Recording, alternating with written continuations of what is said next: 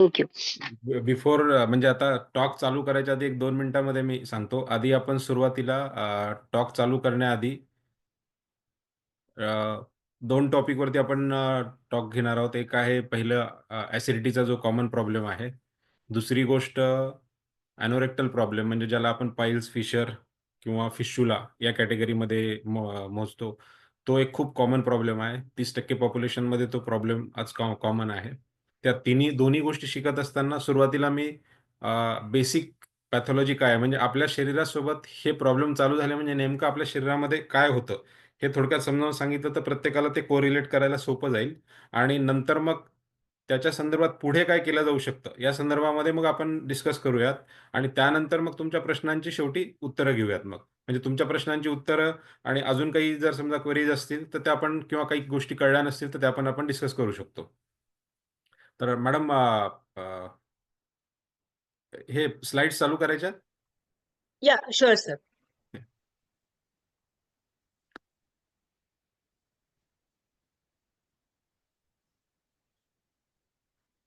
या सर, तुम्ही बोलत राहा येस, तोपर्यंत. Yes, yes ma'am. Yes. Harish.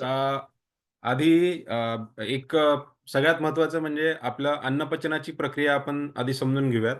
अन्नपचनाची प्रक्रिया ही आपल्या माहितीनुसार, आपल्या कन्सेप्टनुसार ही पोटात होते. तसं नाहीये. आपल्या अन्नपचनाची प्रक्रिया अन्नाचं दर्शन झाल्यापासून चालू झालेली असते. पोटात जाण्याआधीच आपल्याला जसं ते अन्नपदार्थ दिसतात, आपल्या शरीरामध्ये वेगवेगळे पाचक पाझरायला लागतात.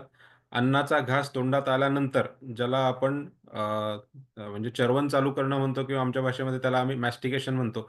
तर ती मॅस्टिकेशनची फेज चालू झाल्यानंतर इमिडिएटली शरीरामधनं स्वादुग्रंथी असेल, जठरातले ज्युसेस असतील किंवा पित्ताशयातले ज्युसेस असतील, हे पाझरायला चालू होतात आणि त्यातनं हळू-हळू अन्न जसं-जसं जठरामधनं तोंडातनं अन्ननलिकेत आणि अन्ननलिकेमधनं जठरामध्ये जायला लागतं.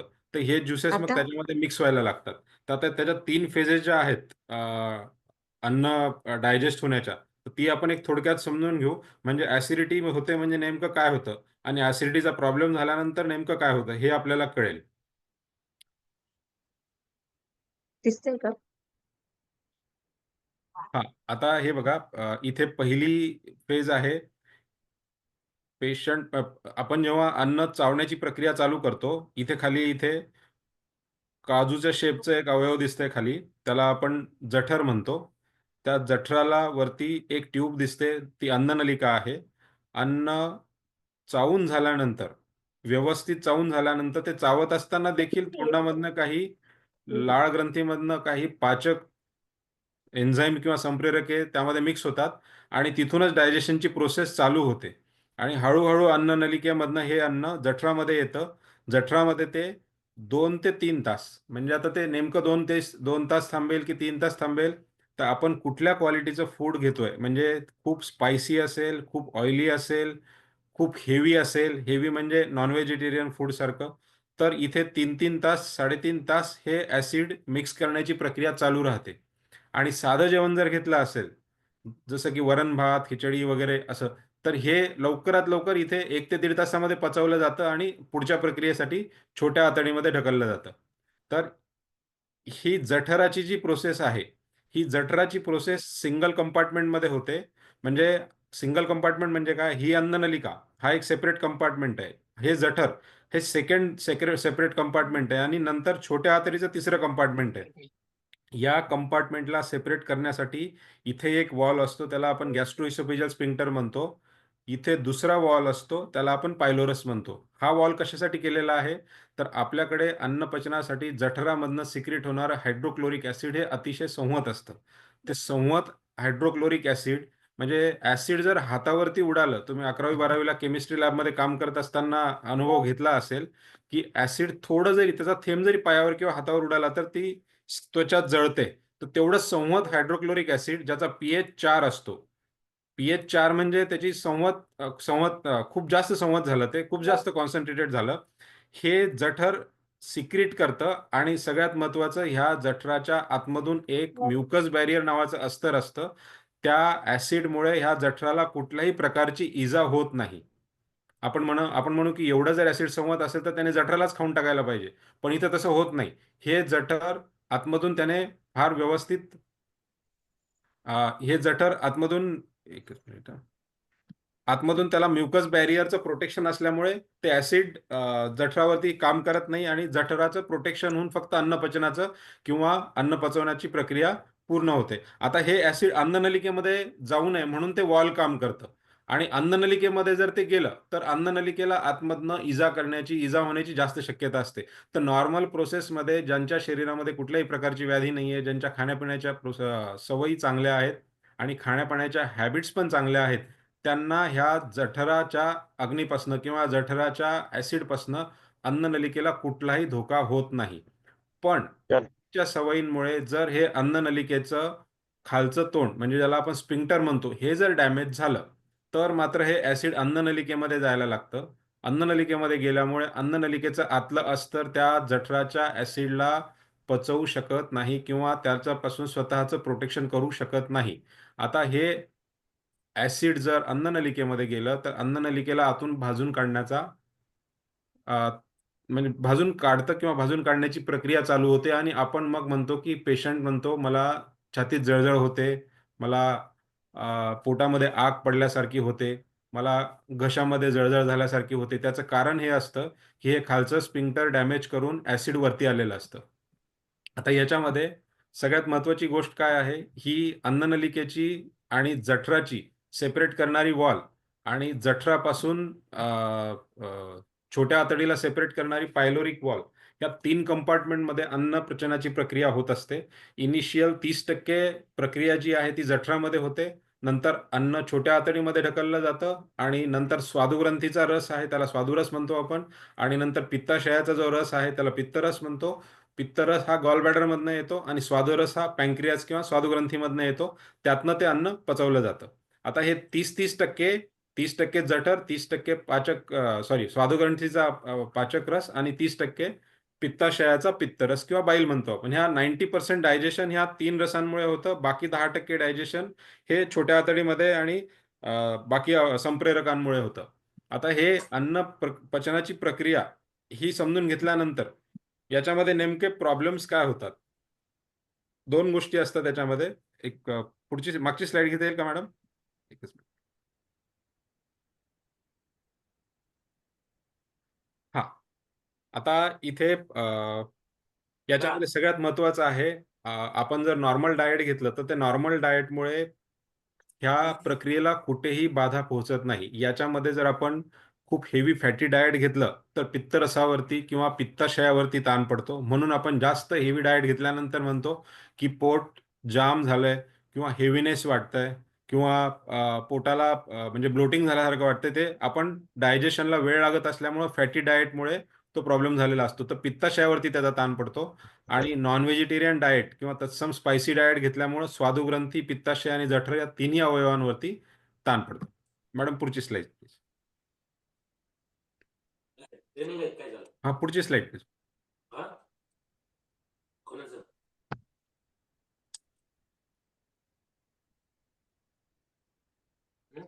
हा आता इथे मी मगाशी सांगितलेली प्रोसेस आहे. हे नॉर्मल शरीरामध्ये कसं असतं बघा, ही अन्ननलिका आहे, हे जठर आहे, ही छोटी आतडीची सुरुवात आहे. अन्ननलिकेला आणि जठराला सेपरेट करणारा हा हिस्सा आहे.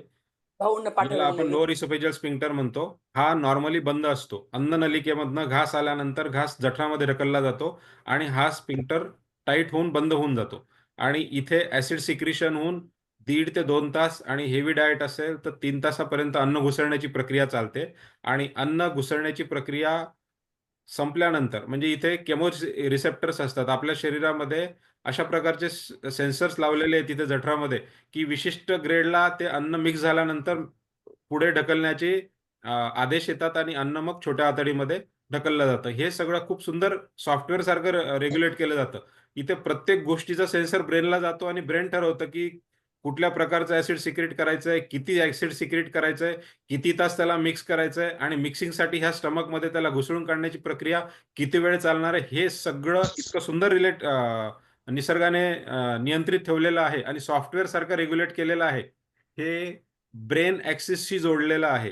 हे आपण जर कुठे त्याच्यामध्ये अननॅचरल गोष्टी करून जर त्याच्यामध्ये कुठे काही ॲबनॉर्मॅलिटी आणली नाही, तरी सिस्टीम खूप सुंदर चालते. पण रोग का होतात, विकार का होतात, तर आपल्या खाण्यापिण्याच्या सवयी असतील, आपल्या लाईफस्टाईलमध्ये आलेले काही डिफेक्ट्स असतील, किंवा एसिडिटी पाइल्स की तकलीफ क्यों हुई हो?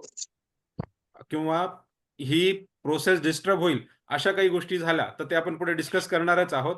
तर त्याच्यामध्ये काय होतं, एक्सेस ऍसिड सिक्रिशन व्हायला लागतं. ही अन्ननलिकेचा हा वॉल डॅमेज होतो, हा इथला पायलोरसचा वॉल डॅमेज होतो आणि ही पूर्ण सिस्टीम बिघडायला लागते. मग बिघडायला लागते म्हणजे काय होतं, इथं मिक्स झालेलं ऍसिड हे नॉर्मली इकडे जायला नको, ते इकडे जायला लागतं आणि इकडे गेल्यामुळे जठराचं आतलं अस्तर ऍसिड पासून प्रोटेक्शन करण्यासाठी निसर्गाने खूप स्ट्रॉंग बनवलेला आहे. पण अन्ननलिकेच्या आतल्या अस्तराला ती मुभा दिलेली नाहीये. तर अन्ननलिकेच्या अस्तराला जेव्हा ऍसिड एक्सपोजर होतं तेव्हा अन्ननलिकेचा आतमधला भाग सुजायला लागतो. त्याच्यामध्ये छोटे छोटे अल्सर्स व्हायला लागतात आणि त्यामुळे हे स्पिंक्टर डॅमेज होतं. आणि स्पिंक्टर एकदा डॅमेज झालं की हे दोन वेगवेगळे कंपार्टमेंट सिंगल कंपार्टमेंटमध्ये कन्वर्ट होतात आणि त्यामुळे हा जठरामधनं येणारा ऍसिडचा भाग, पाचक रसाचा भाग, हा सगळा अन्ननलिकेमध्ये वरती जातो आणि घशापर्यंत यायला लागतो. कधी कधी आपण म्हणतो की मला गरळ येते. गरळ येते म्हणजे काय होतं, ते खाल्लेलं अन्न, त्याच्यासोबत मिक्स झालेलं ऍसिड आणि जेवणासोबत पिलेलं पाणी, हे पूर्ण कॉम्प्लेक्स किंवा पूर्ण हे वरपर्यंत मानेपर्यंत येऊन तोंडात यायला लागतं. आणि थोडंसं मग ते आपल्या सॉलोईंग मधनं सॉरी आपल्या घशामध्ये पण ते सूज आणतं. त्यामुळे पेशंटला घशामध्ये आग होणं, कधी कधी श्वास घेत असताना हलका हलका खोकला येणं, कारण त्याच्यामुळे रिफ्लक्स लॅरिंजायटिस, रिफ्लक्स ब्रॉन्कायटिस आणि रिफ्लक्स फॅरिंजायटिस म्हणजे अन्ननलिकेच्या वरती स्वरयंत्र आहे, स्वरयंत्रावर थोडीशी सूज येते, त्यातनं थोडंफार ऍसिड आणि थोडंफार कंटेंट जर फुफ्फुसात गेलं तर आतमध्ये सूज होऊन ब्रॉन्कायटिस होतो. तर ऍसिडिटीचा पेशंट कधी कधी खोकला घेऊन देखील प्रेझेंट होऊ शकतो. आपल्याला वाटतं कधी कधी की अरे खोकला आला तर आपण फुफ्फुस विकार तज्ञाकडे जातो आणि त्याची ट्रीटमेंट घेतो. त्यामध्ये खूप वेळा ऍसिडिटीचा सहभाग असतो. ऍसिडिटी हे त्याचं मूळ कारण असतं. त्यामध्ये मग पुन्हा सर्जनचा किंवा एंडोस्कोपीचा रोल येतो. तो पुढे पुढे आपण डिस्कस करणारच आहोत. मॅडम पुढची स्लाइड घेता येईल का? हा, आता ही जी मी मेकॅनिझम तुम्हाला एक्सप्लेन केली की अन्ननलिकेमध्ये आणि जठरामध्ये आणि छोट्या आतडीमध्ये जे 3 कंपार्टमेंट आहेत आणि ऍसिड सिक्रिशन आणि food mixing with the acid, ह्या गोष्टी इतक्या सुंदर रीतीने रेग्युलेट झालेल्या असताना त्याच्यामध्ये प्रॉब्लेम्स कुठे निर्माण होतात? त्याच्यामध्ये प्रॉब्लेम्स निर्माण होतात आपल्या महत्वाचं म्हणजे खाण्यापिण्याच्या सवयी, आपल्या इतर सवयी, ज्याच्यामध्ये ऍडिक्शन येईल. त्यामध्ये ऍडिक्शनमध्ये स्मोकिंग आहे, टोबॅको आहे, अल्कोहोल आहे, किंवा खाण्यापिण्याच्या वेळा जर आपल्या फिक्स नसतील, म्हणजे आपण जर समजा नाश्ता, दुपारचं जेवण आणि रात्रीचं जेवण याच्या वेळा फिक्स नसतील, तर त्याच्यामुळे देखील ही जी केमिकली आणि व्यवस्थित रेग्युलेटेड प्रोसेस आहे, ही जर सवयीमध्ये जर कुठे डिफरन्सेस आले तर ती डिस्टर्ब होऊ शकते. आता सगळ्यात महत्वाचा जो फॅक्टर आहे याच्यामध्ये poor food habits. Poor food habits म्हणजे काय? आपण जे पदार्थ खातो त्यामध्ये अतिशय स्पायसी जेवण असणं, त्यामध्ये हिरवी मिरची, काळे मिरे किंवा तत्सम मसाल्याचे पदार्थ जास्त खाणं, मैद्याचे पदार्थ जास्त खाणं. आजकाल खूप फॅड वाढलेलं आहे.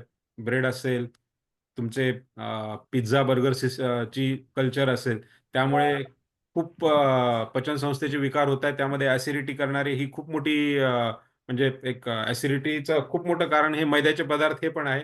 मी आजकाल तरुण मुलांमध्ये 18 ते 25 वयोगटातल्या मुलांमध्ये ऍसिडिटीचे कॉम्प्लिकेशन्स खूप कॉमनली पाहतो. त्याचं कारण हे आहे की पिझ्झा बर्गर कल्चर हे लहानपणापासून त्यांच्या जीवनाचा भाग झालेला असतं. वयाच्या 10व्या-12व्या वर्षीपासूनच ह्या गोष्टींना ते एक्सपोज झालेले असतात आणि by the time they reach 18-20 years of age, त्यांच्या सिस्टीममध्ये खूप चेंजेस आलेले असतात आणि बऱ्यापैकी रोगाचे किंवा विकाराची सुरुवात झालेली असते. आता याच्यामध्ये आपण ऍसिडिटी झाली म्हणजे नेमकं काय झालं किंवा ऍसिडिटी होते म्हणजे नेमकं काय होतं, हे आपण समजून घेऊयात. म्हणजे पेशंटला त्रास काय होतात. तर नॉर्मली काय होतं, कुठलाही पेशंट आला किंवा आपण विचार कसा करतो की मला ऍसिडिटी झाली किंवा त्याला ऍसिडिटी झाली, आणि आपण एक ऑन द काउंटर मेडिकलमध्ये जातो, ऍसिडिटीची गोळी मला द्या म्हणून सांगतो आणि ऍसिडिटीची गोळी घेतो. हे इतकं सोपं नाहीये.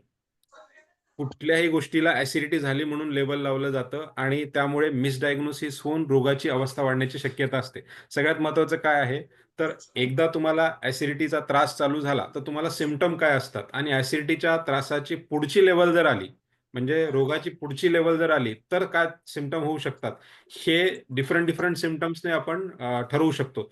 तर त्याला फक्त एकच ब्लँकेट लेबलिंग करणं की ऍसिडिटी झालेली आहे आणि नंतर ऍसिडिटीची गोळी घेणं हाच त्याच्यावरती उपाय नाहीये. त्यामध्ये पेशंटला सुरुवातीला दिसणारे सिम्पटम काय आहेत मी थोडक्यात तुम्हाला समजावून सांगतो. एक, छातीमध्ये हलकी हलकी जळजळ होणे. दुसरं आहे छातीमध्ये आग, पोटामध्ये आग पडल्यासारखं होणे, छातीमध्ये हलकासा टाइटनेस वाटणे. हे 3 सिम्पटम ज्यांना सुरुवातीला ऍसिडिटी होते. ऍसिडिटी झाली म्हणजे काय होतं, ऍसिड सिक्रेशन वाढलेलं आहे, पोटामध्ये हलकीशी सूज आलेली आहे आणि हा प्रकार एक 4-5 दिवस, 8 दिवस, 10 दिवस, 15 दिवसापर्यंत चालू आहे. आपण नंतर मेडिकल अटेन्शन सीक करतो. त्यामध्ये हलकं छातीत जळजळ होणे, छातीत टाइटनेस वाटणे आणि पोटामध्ये आग पडणे, या 3च गोष्टींचा हा त्रास असतो. जर याच्या पुढे जर रोग गेला तर त्याचे होणारे त्रास वेगवेगळे आहेत आणि ते आपल्याला वेळीच आयडेंटिफाय करायला लागतात. त्याच्यामध्ये सगळ्यात महत्त्वाचा प्रॉब्लेम हा आहे की त्याला जर फक्त ऍसिडिटी झाली असं ब्लँकेट लेबलिंग केलं तर रोगाची अवस्था मिस होण्याची शक्यता असते आणि रोगाची अवस्था अजून पुढे गेली तर त्याचे कॉम्प्लिकेशन्स वाढण्याची पण शक्यता असते. आता यामध्ये आणखीन एक सगळ्यात महत्त्वाची गोष्ट आहे, जेव्हा एखाद्या पेशंटला छातीमध्ये दुखतं, जेव्हा एखाद्या पेशंटला पोटामध्ये आग पडल्यासारखं होतं किंवा छातीमध्ये टाइटनेस वाटायला लागतं, त्याला ऍसिडिटी म्हणून लेबल स्वतः करू नका. तुम्ही जवळच्या फिजिशियनकडे किंवा जनरल प्रॅक्टिशनर डॉक्टरकडे जाऊन किंवा एखाद्या पोटविकार तज्ञ सर्जनकडे जाऊन दाखवून घ्या. कारण याच्याशी निगडीत कधी-कधी हे दुखणं हार्टशी निगडीत पण असू शकतं. जसं की आपल्याला एखाद्या पेशंटला छातीमध्ये दुखत असेल, त्याच्यासोबत डाव्या हाताला जर त्याच्या मुंग्या येत असतील, डाव्या साईडच्या मानेला जर मुंग्या येत असतील, सगळ्यात महत्त्वाचं डावा मानेचा, खांद्याचा आणि हाताचा भाग जर जड पडलेला असेल, त्याच्यासोबत उलटी होऊन मळमळ होत असेल आणि खूप सिव्हिअर पेन असेल, तर ते पेन हे कार्डियाक असण्याची शक्यता आहे. हृदयाशी किंवा हृदयविकाराशी निगडीत असण्याची शक्यता आहे. त्याला कुठल्याही प्रकारचं दुर्लक्ष न करता ऑन द काउंटर जाऊन ॲसिडिटीची गोळी न घेता डॉक्टरकडे जाऊन व्यवस्थित तपासून घ्यावं. गरज पडली तर ईसीजी करून घ्यावा. म्हणजे पुढचे कॉम्प्लिकेशन्स टाळता येतील.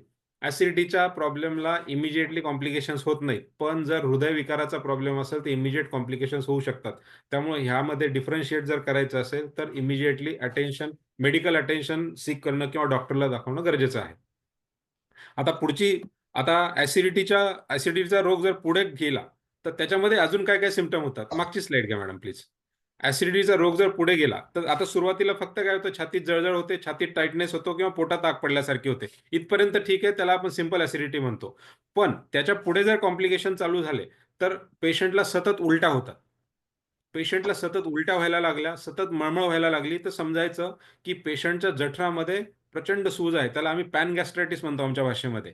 तर अशा पॅनगॅस्ट्रायटिसच्या पेशंटला ॲसिडिटीच्या 1 किंवा 2 दिवसाच्या गोळ्यांनी रिलीफ मिळणार नाहीये. त्याला प्रॉपर डायग्नोसिस करून घेण्यासाठी कदाचित एंडोस्कोपी करायची पण गरज लागू शकते किंवा सलाईनमधनं इंजेक्शन घेऊन त्याला मॅनेज करायला लागू शकतं. सतत उलट्या होणं, सतत मळमळ होणं, रक्ताची उलटी होणं किंवा तोंडात उलटीतनं चॉकलेटी कलरचं हे म्हणजे चॉकलेटी कलरचं थोडंसं डायजेस्ट झालेलं रक्त पडणं किंवा चॉकलेटी कलरची उलटी होणं, हे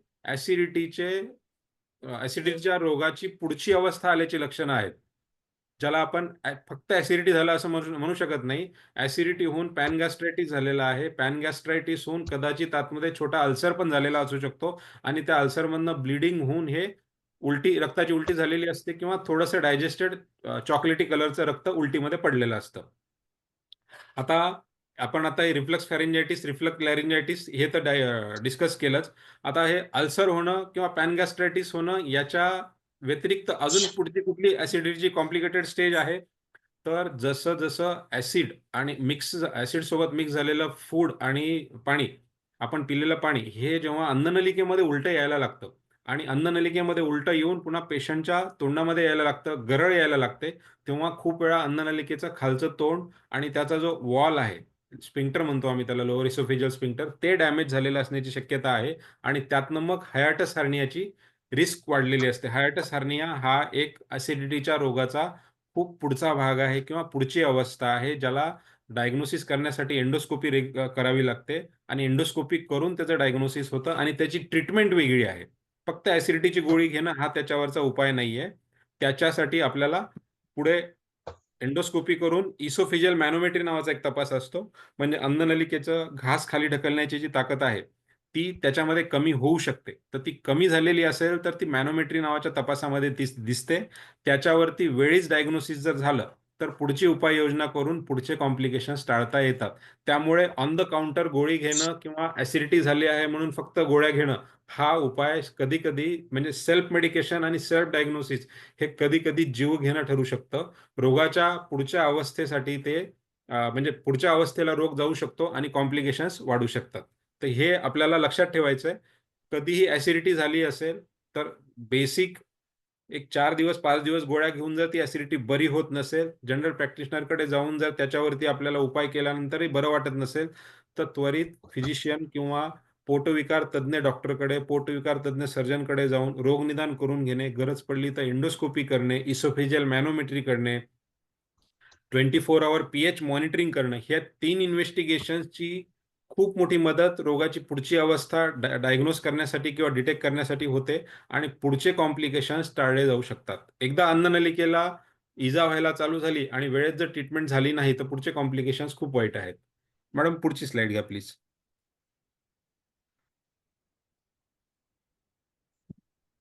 आता ह्याच्यामध्ये डायग्नोसिस संदर्भामध्ये आपण बोललो आता. याच्यामध्ये आपण काय केलं पाहिजे? आता याच्यामध्ये आपण ऑन द काउंटर ड्रग घेतले पाहिजेत का नेहमी? ठीक आहे. आपल्याला ॲसिडिटी झाली, नेहमीचा तो त्रास नाहीये. तर आपण 3 दिवसासाठी, 4 दिवसासाठी ऑन द काउंटर ॲसिडिटीची गोळी घेतली तरी हरकत नाही. पण माझ्याकडे असे पेशंट येतात, की ऑन द काउंटर 2-2, 4-4 वर्ष गोळ्या घेतलेल्या असतात. म्हणजे मेडिकलमध्ये जायचं, फार्मसिस्टला सांगायचं मला ॲसिडिटी होते, गोळी घ्यायची आणि त्या गोळीवरती एक 2-3 दिवस गोळी घेतली, की बरं वाटतंय. पुन्हा गोळीचा इफेक्ट गेला, पुन्हा 5-10 दिवसांनी पुन्हा तोच त्रास चालू होतोय. असं जर होत असेल, तर ऑन द काउंटर ड्रग घेणं योग्य नाहीये. जनरल प्रॅक्टिशनरकडे जाऊन तुम्ही ट्रीटमेंट घेऊन जर तुम्हाला फरक पडलेला नसेल, तर इमिडिएटली स्पेशालिस्ट डॉक्टरकडे जा. स्पेशालिस्ट सर्जनकडे जाऊन एंडोस्कोपी करून घ्या आणि रोगाची नेमकी अवस्था काय आहे याचं रोगनिदान करून घ्या आणि त्याच्यानंतर जर गरज पडली तर डॉक्टर स्वतःच सांगतील की मॅनोमेट्री किंवा पीएच मॉनिटरिंग करून घेऊ म्हणून आणि यामध्ये रोगाची नेमकी अवस्था कळेल आणि प्रत्येक रोगाच्या अवस्थेची ट्रीटमेंट वेगवेगळी आहे. तर ती ट्रीटमेंट योग्य प्रकारे केली की मग तो रोग तिथे पूर्णपणे बरा करता येईल आणि नंतर मग तुमचे लाईफस्टाईल मॉडिफिकेशन करून असेल, डायटरी मॉडिफिकेशन करून असेल, ऑटोमॅटिकली तुम्हाला पुन्हा तो रोग होऊ नये किंवा पुन्हा त्या रोगाची अवस्था वाढू नये म्हणून मग काही गोष्टी तुम्हाला तुमचे डॉक्टरही सांगतील आणि तुम्हाला नंतर ते चेंजेस करून पुढचे कॉम्प्लिकेशन्स टाळता पण येतील. पुढची स्लाईड घ्या प्लीज. आता एंडोस्कोपीमध्ये आपण काय करतो एक 2 मिनिटामध्ये मी सांगतो. एंडोस्कोपीमध्ये आपण तोंडामध्ये जर कुठे अल्सर असतील, इथे घशामध्ये कुठे अल्सर झालेला असेल तर तो आपल्याला दिसतो. अन्ननलिकेच्या वरच्या तोंडाला जर कुठे अल्सर झालेला असेल तर तो आपल्याला दिसतो. अन्ननलिकेमध्ये इथे कुठे अल्सर असेल, गाठ असेल, इथे कुठे ह्या भागामध्ये अन्ननलिकेचा हर्निया झालेला असेल या भागामध्ये तर तो आपल्याला दिसतो.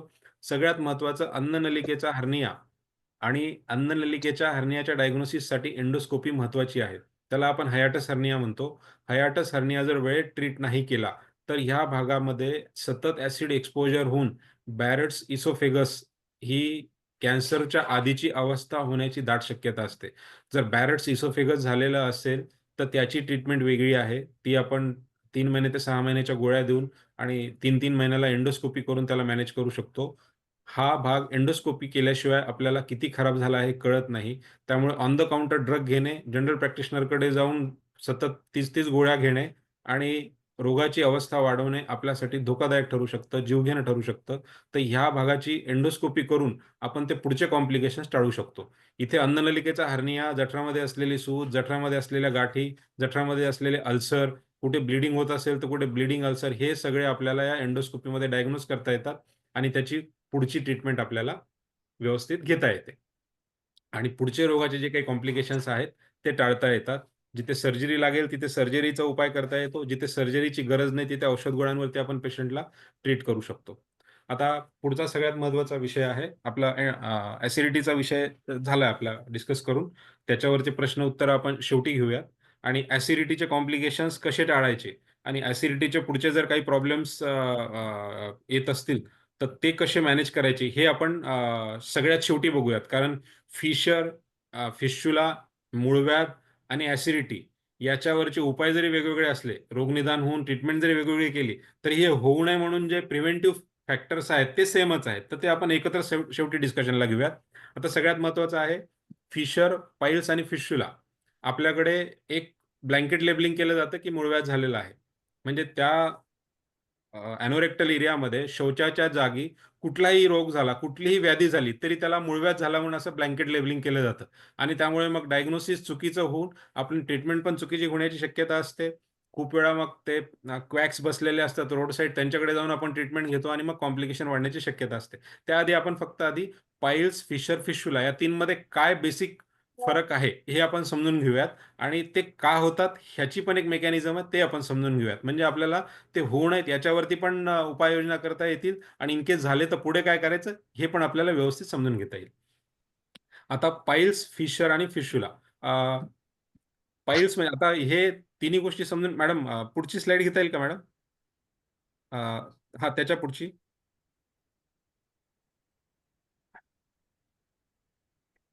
हा त्याच्या सगळ्यात याच्या खालची मॅडम, त्याच्याही खालची, हा ती. हा त्याच्या खाली मॅडम. फिशरच्या खाली, फिशुला त्याच्या खाली. बेसिक मेकॅनिझमची एक स्लाइड आहे. हा बस. आधी आपण अन्न पचल्यानंतर त्याच्यासोबत आतडीच्या खालच्या भागामध्ये काय होतं हे समजून घेऊयात. आपण आपलं अन्न पचल्यानंतर मोठ्या आतडीमध्ये आणि किडनीमध्ये आपल्या शरीराला जेवढं पाणी लागतं ते पाणी ॲब्झॉर्ब करण्याची सगळी जबाबदारी ही मोठी आतडी आणि किडनीवरती असते. निसर्गाने आपलं शरीर एवढं सुंदर बनवलेलं आहे की तुम्ही कितीही पाणी प्या, तुमच्या शरीराला जेवढी गरज असेल तेवढं पाणी किडनी आणि मोठी आतडी काढून घेते. तर किडनी कशातनं काढून घेते? तर लघवीमधनं काढून घेते. जेवढं पाणी शरीराला हवंय तेवढं पाणी किडनी काढून घेते आणि आपण म्हणतो की कधी कधी एखाद्या व्यक्तीला पिवळ्या कलरची किंवा हाय कलर्ड युरिन होते, तर ते डिहायड्रेशनमुळे झालेली युरिन असते. कशामुळे? तर शरीराला पाणी कमी पडलं आणि शरीराला लागणारं पाणी किडनीने मॅक्झिमम काढून घेतलं म्हणून युरिन पिवळी झाली किंवा कमी झाली. म्हणजे हे निसर्गाने किडनीला दिलेलं ते एक अधिकार आहे की बाबा शरीराला जेवढं पाणी लागतं तेवढं तुला काढून घ्यावंच लागेल, तुला पूर्ण मुभा आहे. तसंच मोठ्या आतडीला पण निसर्गाने एक मुभा दिलेली आहे की पचलेल्या अन्नामधनं शरीराला जेवढं पाणी लागतंय तेवढं पाणी काढून घेता येतंय. तर मोठी आतडी काय करते? पचलेल्या अन्नामधनं मॅक्झिमम पाणी जर हवं असेल तर ती काढून घेते. त्याचा प्रॉब्लेम काय होतो? जर शरीराला लागणारं पाणी पूर्ण काढून घेतलं तर पचलेल्या अन्नामध्ये पाणी शिल्लक इसका राहते तुम्हारा हो आणि गया, ये पेशंटला थोड़ा ब्रेक है नहीं हो गया मेरा हो गया। ये पेशंटला मुझे ना हाँ देश का तो इस चिकलखाना में ही है। हा नहीं, ये पेशंटला बात आया है इसका मोठ्या आतडीमधनं जास्त एसिडिटी के बारे में सर है क्या? मोठ्या आतडीमधनं पूर्ण पाणी काढून घेतल्यामुळे काय होतं? पेशंटला शौच कडक होते. म्हणजे पेशंटला शौच कडक का होते? तर शरीराला लागणारं पाणी मोठ्या आतडीने काढून घेतलं. शरीराला लागणारं पाणी किडनीने काढून घेतलं म्हणून पेशंटला पिवळ्या कलरची युरिन होते किंवा शौच कडक होतं. म्हणजे आपल्या शौच कडक होणे किंवा येलो कलरची युरिन होणं हे आपल्या शरीराला लागणारं पाणी कमी पडतंय किंवा आपण पाणी कमी पितोय असा त्याचा अर्थ असतो. तर सगळ्यात महत्त्वाचं जे मेकॅनिझम आहे हे पाईल्स, फिशर किंवा फिशुला होण्यामागं तर आपण पाणी कमी पिणं हे त्याच्या मागचं सगळ्यात मोठं रिझन आहे. आणि जेवणामध्ये फायबर कंटेंट कमी असणं हे दुसरं रिझन आहे. जर शरीराला लागणारं पाणी जर तुम्ही ॲडिक्वेटली पिलं तर तुमच्या शरीराला लागणारं पाणी किडनीने काढून घेतल्यानंतरही युरिन व्हाईट कलरची होईल. आणि सगळ्यात महत्त्वाची गोष्ट आहे पोटामध्ये लागणार म्हणजे पचलेल्या अन्नामधनं लागणारं पाणी मोठ्या आतडीने काढून घेतल्यानंतर बरंचसं पाणी पचलेल्या अन्नामध्ये शिल्लक राहील आणि तुमची शौच किंवा स्टूल्स सॉफ्ट होतील. जर शौच आणि स्टूल्स सॉफ्ट झाले तर त्याचे रोग पुढे होण्याची शक्यता कमी होऊन जाते. तर सगळ्यात महत्त्वाचा धडा यामधनं काय आहे की शरीरामध्ये पाणी भरपूर भरपूर असलं पाहिजे आणि दुसरी गोष्ट आहे खाण्यापिण्यामधनं फायबर जास्त गेलं पाहिजे. तर फायबरसाठी काय केलं पाहिजे? तर फळं जास्त खाल्ली पाहिजेत. व्हेजिटेबल जास्त खाल्ल्या पाहिजेत. भाजीपाला जास्त खाल्ला पाहिजे. यातनं शरीरात फायबर जास्त जाईल आणि ते फायबर पाणी शोषून घेतं. त्यामुळे सॉफ्ट स्टूल होतात आणि त्यामुळे पुढचे जे बद्धकोष्ठते आणि त्याच्याशी निगडीत जे पुढचे प्रॉब्लेम आहेत ते होत नाहीत. आता दुसरी गोष्ट मॅडम पुढची स्लाईड प्लीज. हा, बद्धकोष्ठता म्हणजे आपण ज्याला इंग्लिशमध्ये आमच्या भाषेमध्ये आम्ही त्याला कॉन्स्टिपेशन म्हणतो. हा सगळ्यात मोठा कारणीभूत असलेला फॅक्टर आहे फिशर होण्यासाठी, पाईल्स होण्यासाठी आणि फिस्चुला होण्यासाठी. बद्धकोष्ठता का होते? तर बद्धकोष्ठता होण्याचं सगळ्यात मोठं कारण आहे पिण्याचं पाणी कमी असणे, म्हणजे शरीरामध्ये पाणी कमी असणे, खाण्यामध्ये अन्नामधनं जाणारं फायबर कमी जाणे. दुसरी गोष्ट आहे हॅबिट्स, म्हणजे टोबॅको, अल्कोहोल, गुटखा ह्या 3 गोष्टींमुळे बद्धकोष्ठता खूप कॉमनली होते. पुन्हा irregular food habits. Irregular food habits म्हणजे काय? वेळच्या वेळेला जर जेवलं नाही, तर आपलं शरीर एवढं सुंदर निसर्गाने रेग्युलेट केलेलं आहे. आपण सकाळी 9 वाजता जर नाश्ता करत असू आणि दुपारी 1 वाजता जेवण करत असू आणि संध्याकाळी 7 वाजता जेवण करत असू, म्हणजे असा एखाद्या व्यक्तीच्या तिन्ही वेळा जर फिक्स असतील, तर त्याच्या शरीरामध्ये पाचक रस पाझरण्याच्या वेळा फिक्स होऊन जातात. त्यावेळेला बरोबर तो पाचक रस पाझरतो आणि तेवढा पाचक रस पाझरल्यामुळे त्यावेळेस जेवलेलं अन्न पूर्ण पचतं आणि व्यवस्थित जर ते अन्न पचलं, तर बद्धकोष्ठता होण्याची शक्यता 0 असते. पण ते जर ह्या वेळा जर इरेग्युलर राहिल्या, तर शरीर पण कन्फ्यूज होतं, की मी ॲसिड आणि पाचक रस सोडायचे तरी कधी-कधी. म्हणजे ती सिस्टम पूर्ण डिस्टर्ब होऊन जाते. ऑटोमॅटिकली त्याने पाचक रस कमी सोडले जातात. पाचक रस कमी सोडले गेल्यामुळे अन्न नीट पचत नाही. अन्न नीट पचलं नाही म्हणून बद्धकोष्ठता होते. ह्या सगळ्या रोगांचं मूळ आहे बद्धकोष्ठता. आणि बद्धकोष्ठतेचं मूळ कशामध्ये आहे? तर पाणी कमी पिणे, फायबर कमी जाणे, चुकीच्या सवयी असणे, चुकीच्या वेळा जेवणाच्या चुकीच्या वेळा असणे आणि सगळ्यात महत्त्वाचं स्पायसी आणि ऑइली डाएट असणे. त्याच्यात ॲडिशनल एक फॅक्टर येतो, सतत बाहेरचं खाल्ल्याने शरीरामध्ये किंवा मोठ्या आणि छोट्या आतडीमध्ये होणारं जंतुसंसर्ग, ज्याला आपण इन्फेक्शन म्हणतो. तर त्या जंतुसंसर्गामुळे आतडीवरती, छोट्या आणि मोठ्या आतडीवरती सूज येते. अन्न पचवण्याची त्यांची प्रक्रिया सुस्तावते, मंदावते आणि अन्न नीट पचत नाही. अन्न नीट पचलं नाही म्हणून बद्धकोष्ठता होते. म्हणजे अल्टिमेटली ह्या सगळ्या फॅक्टर्समुळे बद्धकोष्ठता होते आणि बद्धकोष्ठता किंवा कॉन्स्टिपेशनमुळे पुढच्या व्याधी होतात. आता मॅडम पुढची स्लाइड प्लीज. आता इथे थोडक्यात मी समजावून सांगतो. इथे कॉन्स्टिपेशन का होतं? डिहायड्रेशन, पाणी कमी पिलं, शरीरामध्ये फायबर्स कमी गेले, त्यामुळे कॉन्स्टिपेशन झालं. कॉन्स्टिपेशन झालं म्हणून हार्ड स्टूल्स म्हणजे मोशन कडक झाली. मोशन कडक झाल्यामुळे ती पुश करण्यासाठी खूप जोर लावायला लागतो मग पेशंटला. मोशन कडक झाली तर ती सॉफ्टली पास होत नाही. सॉफ्टली पास नाही झाली तर पेशंटला जोर लावायला लागतो, स्ट्रेनिंग करायला लागतं. आणि स्ट्रेनिंग केल्यामुळे काय होतं, हे फार महत्त्वाचे मुद्दे आहेत. हे जर समजून घेतले तर कुणाला ह्याचे विकार होणार नाहीत. आपल्या आतडीला आतमध्ये अन्न घसरगुंडीवरनं जशी लहान मुलं घसरतात ना, तसं अन्न छोट्या आतडीमधनं आणि मोठ्या आतडीमधनं घसरून खाली जावं, पचलेलं अन्न पचनक्रिया चालू असताना. त्याच्यासाठी आतमध्ये एक ल्युब्रिकेटिंग म्युकस लेयर असतं. ते ल्युब्रिकेटिंग म्युकस लेयर हे त्या आतडीच्या आतल्या सरफेसला प्रोटेक्ट पण करतं आणि सगळ्यात महत्त्वाचं, पचलेलं अन्न जोरात खाली ढकलण्याची जी प्रक्रिया आहे, ज्याला इंटेस्टायनल ट्रान्झिट टाईम म्हणतो आपण, ते वेळेत करतं. तर इंटेस्टायनल ट्रान्झिट टाईम जर नॉर्मल असेल, वेळेत होत असेल, तर पुढे त्याला कॉन्स्टिपेशन होण्याची शक्यता म्हणजे कमी असते. आता जेव्हा माणूस एखादी व्यक्ती डिहायड्रेटेड असते, फायबर जेवणात कमी असतात, त्याचे स्टूल हार्ड होतात, त्याला जोर लावायची सवय असते, ऑटोमॅटिकली त्याचा म्युकस लेयर जो आहे तो अॅनल कॅनलचा, मोठ्या आतडीचा म्युकस लेयर त्या शौचासोबत निघून जातो. आपण म्हणतो ना, एखादा पेशंट म्हणतो की मला चिकट शौच होते, चिकट स्टूल्स होतात, तर त्याचं कारण ते की ते म्युकस लेयर त्याच्यासोबत घसरून घसरून निघून जातं आणि मग आतमधलं जे अस्तर आहे छोट्या आतडीचं आणि मोठ्या आतडीचं, त्याला त्या हार्ड स्टूल्समुळे जखमा व्हायला लागतात. आणि खूप जोर लावून ती मोशन खाली ढकलल्यामुळे त्या आतमधल्या अस्तराचा काही भाग खाली यायला लागतो. तो खाली आलेला भाग नंतर पाईल्सच्या रूपाने बाहेर येतो आणि त्या झालेल्या जखमा ह्या फिशरच्या रूपाने बाहेर येतात. आणि पाईल्स आणि फिशर हे बहीण-भाऊ असल्यासारखे सोबतच काम करतात. एकाच फॅमिलीमधले असल्यासारखे ते एकत्र काम येतात. ज्याला फिशर आहे त्याला पाईल्स होण्याची रिस्क असते, ज्याला पाईल्स आहे त्याला फिशर होण्याची रिस्क असते. पण दोन्हीचं मूळ एकातच आहे, ते म्हणजे कॉन्स्टिपेशन, ते म्हणजे बॅड हॅबिट्स, ते म्हणजे लेस वॉटर, लेस फायबर, हार्ड स्टूल्स, स्ट्रेनिंग.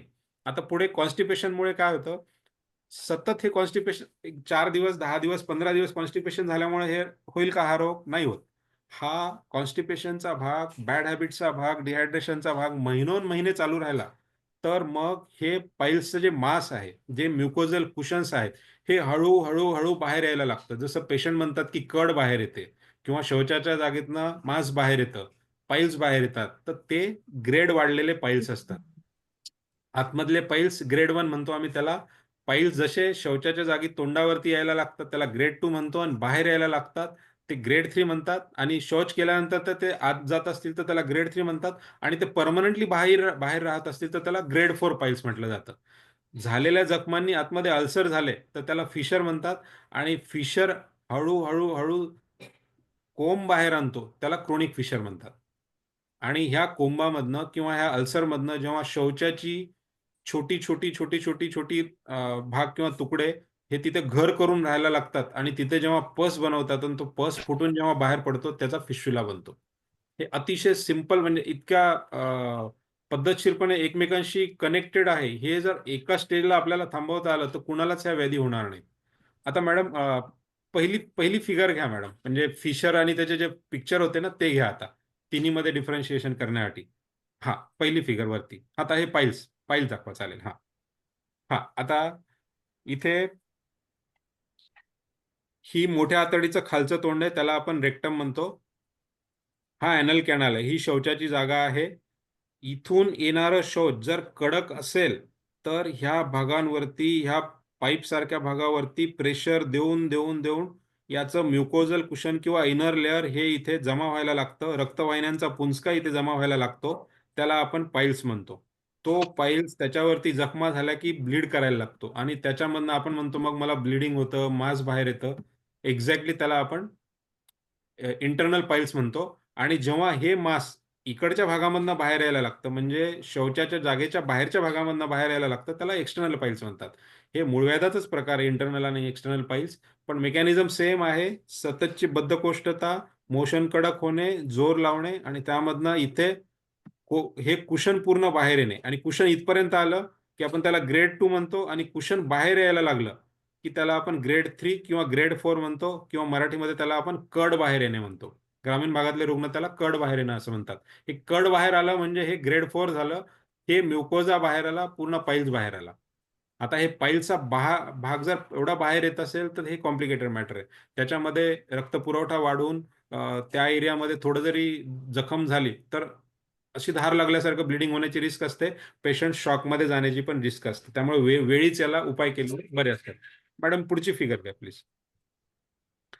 आता फिशर म्हणजे काय असतं? जेव्हा मोशन हार्ड होते तेव्हा इथे आतमध्ये ही जागा जी आहे याला स्पिंक्टर म्हणतात.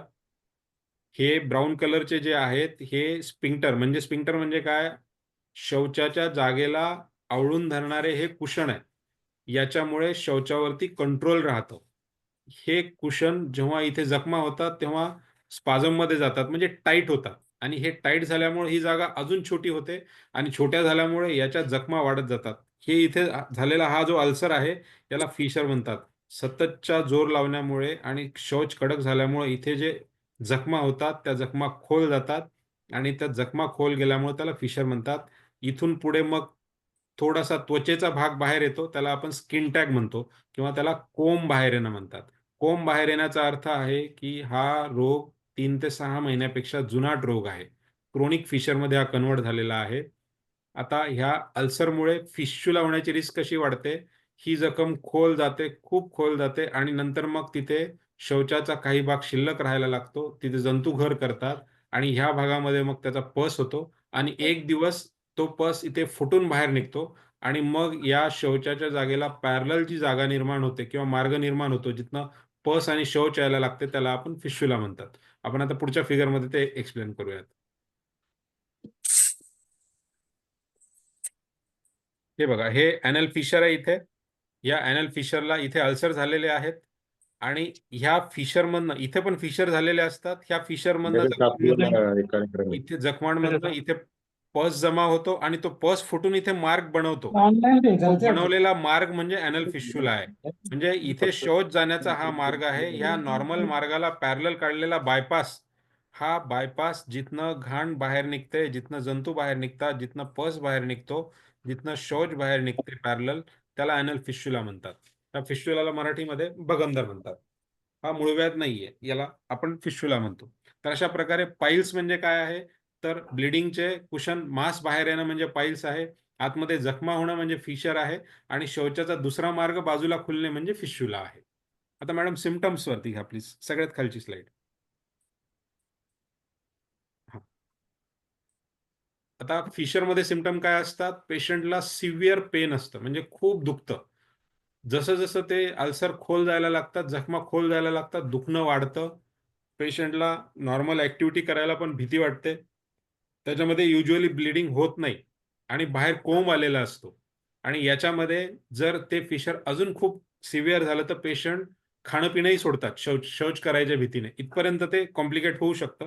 तर ते वेळीच फिशरची जर ट्रीटमेंट केली तर पुढचे कॉम्प्लिकेशन टाळता येतात. फिशुला आता पुढे आहे पाईल्स. पाईल्समध्ये काय होतं? पाईल्समध्ये शक्यतो पेशंटला दुखत नाही, कुठल्याही प्रकारच्या वेदना नसतात, फक्त ब्लिडिंग होत राहतं. अर्ली स्टेजमध्ये फक्त ब्लिडिंग होतं, हाताला काही मांस लागत नाही, मांस बाहेर येत नाही. जसे जसे त्याच्या स्टेजेस वाढत जातात, मांस बाहेर यायला लागतं, त्यातनं मग ब्लिडिंग होऊन मांस बाहेर यायला लागतं. आणि ज्या वेळेस हे मांस परमनंटली बाहेर येतं, तर त्याला आपण स्टेज 3 किंवा स्टेज 4 म्हणतो. आता हे प्रेग्नन्सीमध्ये हे पाईल्स खूप कॉमन असतात. युज्युअली 3ऱ्या महिन्यापासून 9व्या महिन्यापर्यंत त्याची साईज वाढत जाते आणि जसंच त्याच्यामध्ये अधूनमधून ब्लिडिंगही होत राहते. त्याला शक्यतो काही इमर्जन्सी जर काही आली नाही तर नॉर्मली काही करत नाही आम्ही किंवा करायला नाही पाहिजे, कारण बेबी आणि मदर हे महत्त्वाचे असतात, त्यांना धक्का नाही लागला पाहिजे. डिलिव्हरी झाल्यानंतर हे पाईल्स निघून पण जातात. इन केस हे जर निघून नाही गेले तर 6 महिन्यानंतर मग मायनर सर्जरी करून त्याला करेक्ट केलं जाऊ शकतं. पण पाईल्स हे प्रेग्नन्सीमध्ये खूप कॉमन असतात आणि हा खूप कॉमन भाग आहे, म्हणून हे सांगणं गरजेचं आहे इथे. ठीक आहे मॅडम. फिशुलामध्ये पेशंटला खूप पेन पण होत नाही, पेशंटला ब्लिडिंग पण होत नाही. तर एक छिद्र निर्माण झालेलं असतं शौचाच्या जागेच्या व्यतिरिक्त आणि त्या एक, कधी-कधी 2, कधी-कधी 3, कधी-कधी 4-4 छिद्र असतात. कॉम्प्लेक्स फिशुलामध्ये 4-4, 5-5 छिद्र आणि ट्रॅक्स बघितलेले आहेत आम्ही. तर त्याच्यामधनं पस आणि फिसस म्हणजे स्टूल्स म्हणजे मोशनचा काही भाग त्याच्यामधनं येत राहतो. त्याच्यामध्ये मग हळूहळू जशी सूज वाढत जाते तसं तसं पेशंटला कधी-कधी ताप येतो, कधी-कधी दुखतंही. पण नंतर एकदा फिशुला झाल्यानंतर दुखणं थांबतं आणि फक्त त्यातनं घाण निघत राहते किंवा पस निघत राहतो.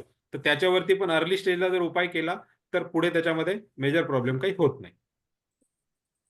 पुढची स्लाइड घ्या मॅडम प्लीज. आता याच्यामध्ये डायग्नोसिस आणि ट्रीटमेंटसाठी खूप महत्त्वाची गोष्ट आहे. आपण सर्जरीच्या भीतीने रुग्ण खूप वेळा गावातल्या तालुका लेव्हलला प्रॅक्टिस करणाऱ्या अनक्वालिफाईड लोकांकडे जाऊन चुकीच्या गोष्टी करून घेतात.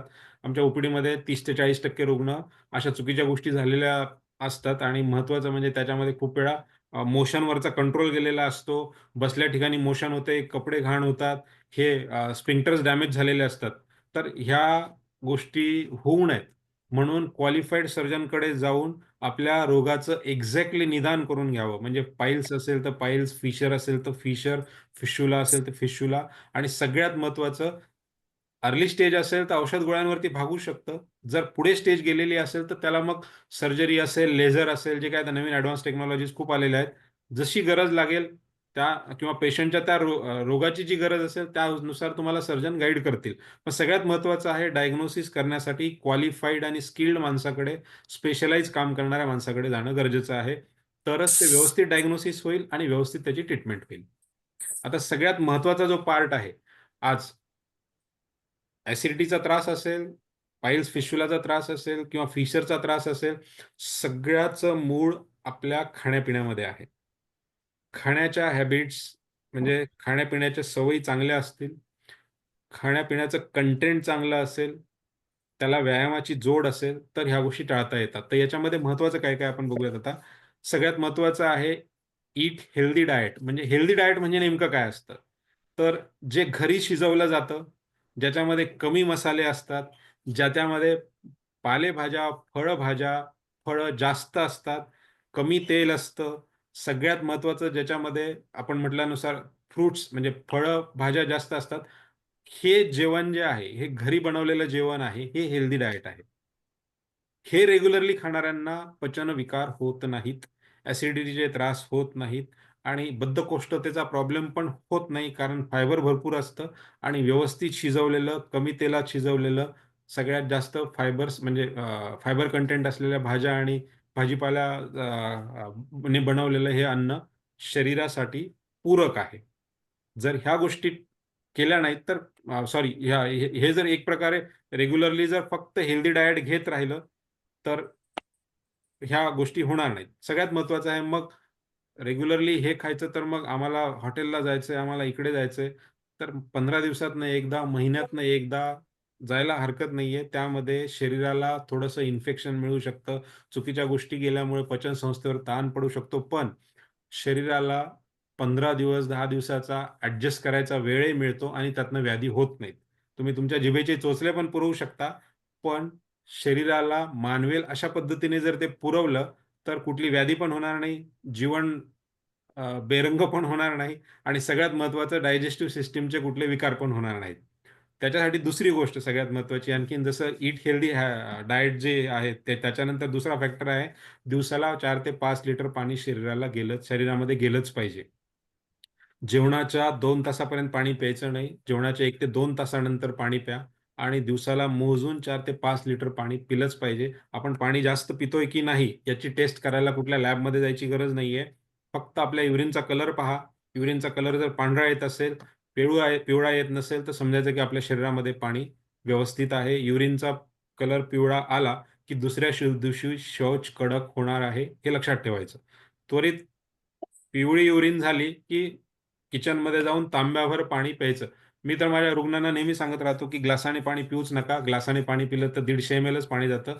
तांब्याने पिवळी अर्धा युरिन कळस झाली अर्धा लिटर पाणी प्याल. किचनमध्ये जाऊन तांब्याभर पाणी प्यायचं. हां. तांब्याभर म्हणजे ग्लासाने पाणी पिण्यामागचा हेतू आहे, की ग्लासाने पाणी पिलं तर 1 ग्लास पाणी पिलं, तर माणूस समाधानी होऊन जातं. तर तांब्याने पिलं तर नकळत माणूस 2 ग्लास पाणी पिऊन टाकतं. तर म्हणजे नकळत अर्धा लिटर पाणी शरीरामध्ये जातं. तर पाणी वाढवण्यासाठी शरीराला थोडंसं किंवा तुमच्या ब्रेनला चीट करण्याची ती ट्रिक आहे. मी स्वतः पण ती फॉलो करतो. तुम्ही जर तांब्याने पाणी पिलं तर अर्धा लिटर पाणी एका वेळी पिता. दिवसातनं 4-5 तांबे गेले तरी 3-3.5 लिटर पाणी जाऊ शकतं. कॉन्शियसली 4 लिटर, 3 लिटर पाणी गेलं तरी शरीरासाठी पूरक आहे. फक्त उन्हाळ्याच्या दिवसामध्ये कॉन्शियसली 1 ते 1.5 लिटर पाणी तुम्हाला वाढवावं लागेल. ते 4 ते 5 लिटरपर्यंत न्यायला लागेल. कारण घामग्रंथीमधनं उष्णतेमुळे जवळपास 1 लिटरपर्यंत पाण्याचा लॉस होतो. उष्णतेमुळे युरिनमधनं पाण्याचा लॉस उन्हाळ्यामध्ये वाढलेला असतो. तर उन्हाळ्यामध्ये पाण्याचा इंटेक जर वाढवला, ॲक्चुअली फिशर पाईल्स फिस्च्युलाचे पेशंट उन्हाळ्यामध्ये मे आणि जूनच्या एंडला जास्त येतात, कारण पाणी जास्त पिलेलं नसतं. म्हणून उन्हाळ्याचे 3 महिने डिहायड्रेशनमुळे कॉम्प्लिकेशन्स करत बरोबर रोग बळावतो. तो जून एंडपर्यंत पेशंट आमच्या ओपीडीमध्ये असतो. तर उन्हाळ्यामध्ये जर काळजी घेतली, 4 ते 5 लिटर पाणी पिलं तर हे रोग होणार नाहीत. सगळ्यात महत्त्वाचं आहे रेग्युलर मील टाईम आणि regular sleep time. Regular meal time याच्यासाठी की मी तुम्हाला सांगितलं, आपल्या शरीरामध्ये पाचक रस पाजळण्याच्या वेळा फिक्स असतात. त्याची डिसिप्लिन आहे, त्याची शिस्त आहे. आपण जर आपली खाण्यापिण्याची शिस्त मोडली नाही, तर पचनसंस्थेची शिस्त मोडणार नाही आणि पचनसंस्थेची शिस्त जर मोडली नाही, तर ऑटोमॅटिकली पचनसंस्थेचं काम सुरळीतपणे चालू राहील आणि त्यातनं व्याधी निर्माण होणार नाहीत. 8 ते लहान मुलांमध्ये 8 ते 10 तास आणि अडल्टमध्ये 6 ते 8 तास रेग्युलर स्लीप जर घेतली, तर बॉडी रिलॅक्स राहील. बॉडी रिलॅक्स राहिली, तर रिलॅक्स बॉडीमधनं पॉझिटिव्ह हार्मोन्स सिक्रीट होतील. पॉझिटिव्ह हार्मोन्स सिक्रीट झाले, तर ऑटोमॅटिकली ॲसिड सिक्रीशन कमी होऊन जाईल. स्ट्रेसफुल बॉडीमध्ये ॲसिड सिक्रीशन वाढतं. हा एक बेसिक नियम आहे. तर शरीराला आराम मिळाला, तर शरीरावरती स्ट्रेस राहत नाही, शरीर रिलॅक्स राहतं आणि त्याच्यामधनं ॲसिड सिक्रीशन कमी होतं. दुसरी सगळ्यात महत्त्वाची गोष्ट, जसं व्यवस्थित खाणं-पिणं गरजेचं आहे, पाणी भरपूर पिणं गरजेचं आहे, वेळेवर खाणं गरजेचं आहे, तसंच व्यायामाची जोड असणं गरजेचं आहे. रेग्युलर एक्सरसाइज, योगा, मेडिटेशन याच्यामुळे शरीरामध्ये पॉझिटिव्ह हार्मोन्स सिक्रेट होतात.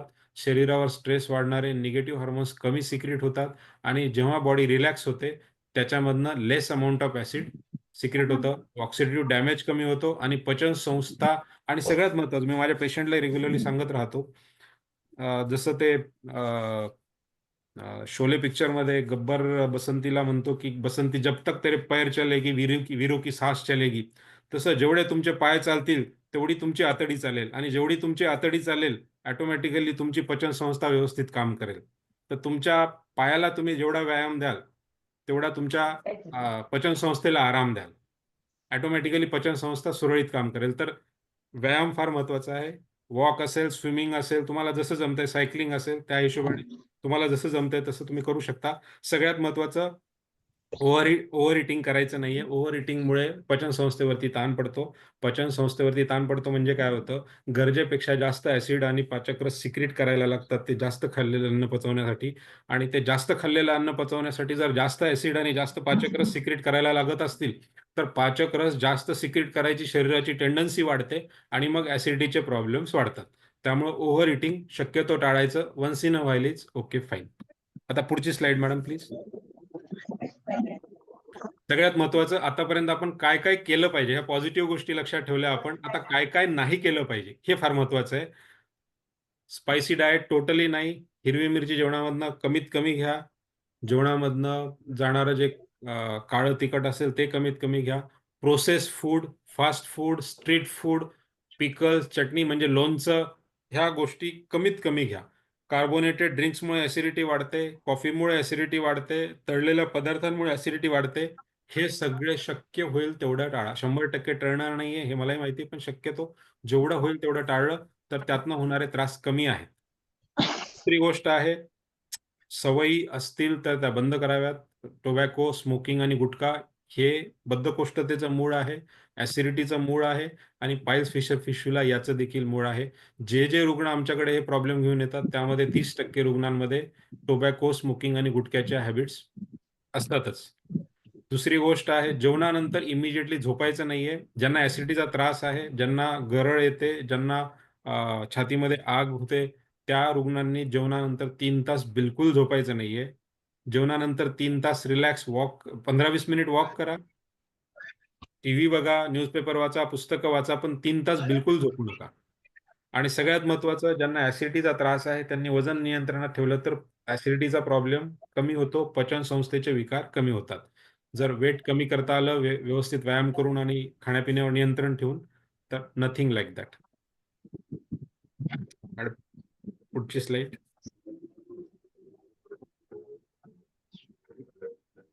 थँक्यू. मी आपलं डिस्कशन म्हणजे जे काही पाईल्स, फिशर, फिशुला आणि ऍसिडिटी बद्दल डिस्कशन होतं, माझं जेवढं काही मला सांगायचं होतं माझं सांगून झालेलं आहे. कुणाला काही प्रश्न असतील तर विचारू शकतात. Right. सर, एक प्रश्न आहे असा की जर ऍसिडिटी झाली तर आपण पॅन 40 किंवा ओमी कंटिन्यू खायला पाहिजे का नाही?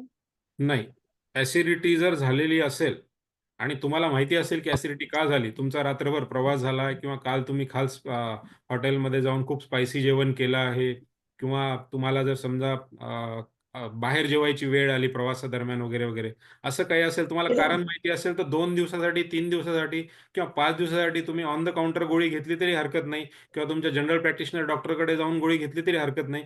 पण ती गोळी 5 ते 7 दिवसाच्या पलीकडे विदाऊट प्रिस्क्रिप्शन, विदाऊट स्पेशालिस्ट घेऊ नये.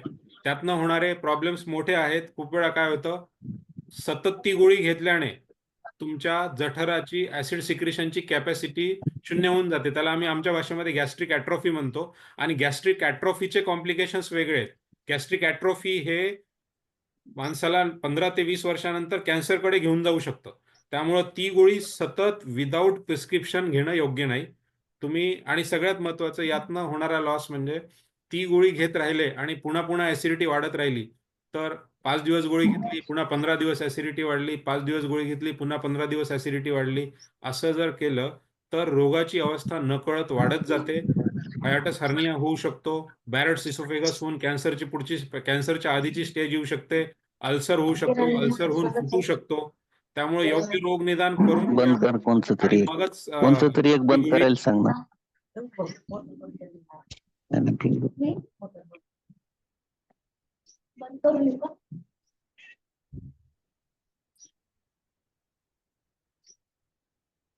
Yes, sir.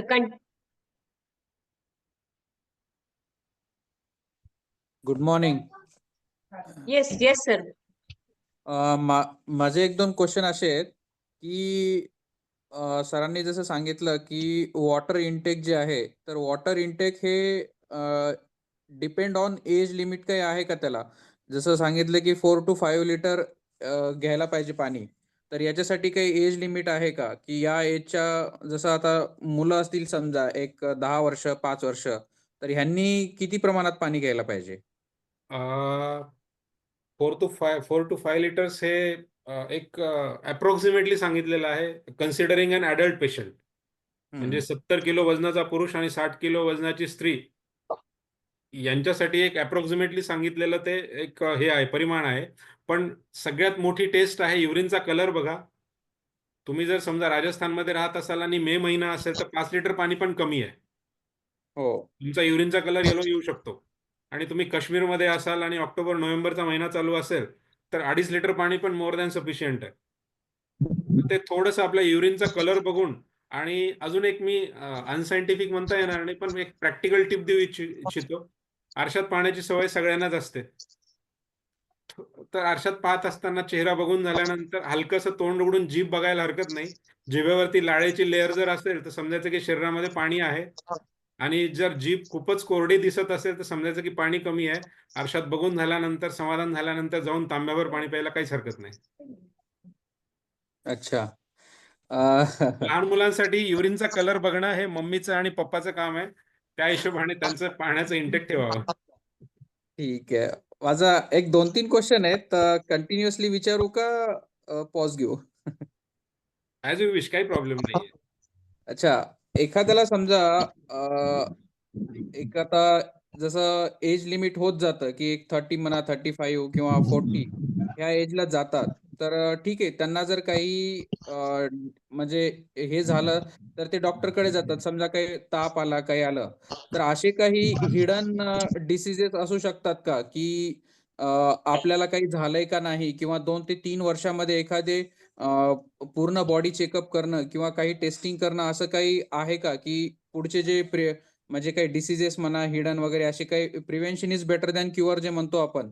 तर तसं काही सजेस्ट करू शकता का? याच्यामध्ये कसं आहे, आता अमेरिकन सोसायटी ऑफ गॅस्ट्रोइंटेस्टायनल सर्जन्स सेजसची जी एक रिकमेंडेशन आहेत.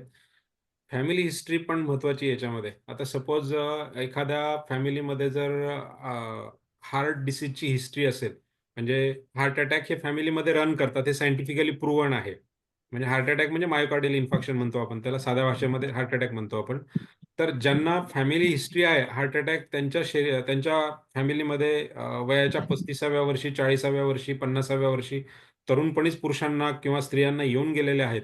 तर तशा व्यक्तींनी फॅमिली हिस्ट्री जर पॉझिटिव्ह असेल तर वयाच्या 35व्या वर्षीपासून रेग्युलरली हार्ट चेकअप करणे, ट्रेडमिल टेस्ट करून घेणे, ECG, 2D इको करून कार्डिओलॉजिस्टचं वर्षातनं एकदा ओपिनियन घेणे, हे रिकमेंडेड आहे. जसं की ब्रेस्ट कॅन्सरची हिस्ट्री फॅमिलीमध्ये रन करते खूप वेळा.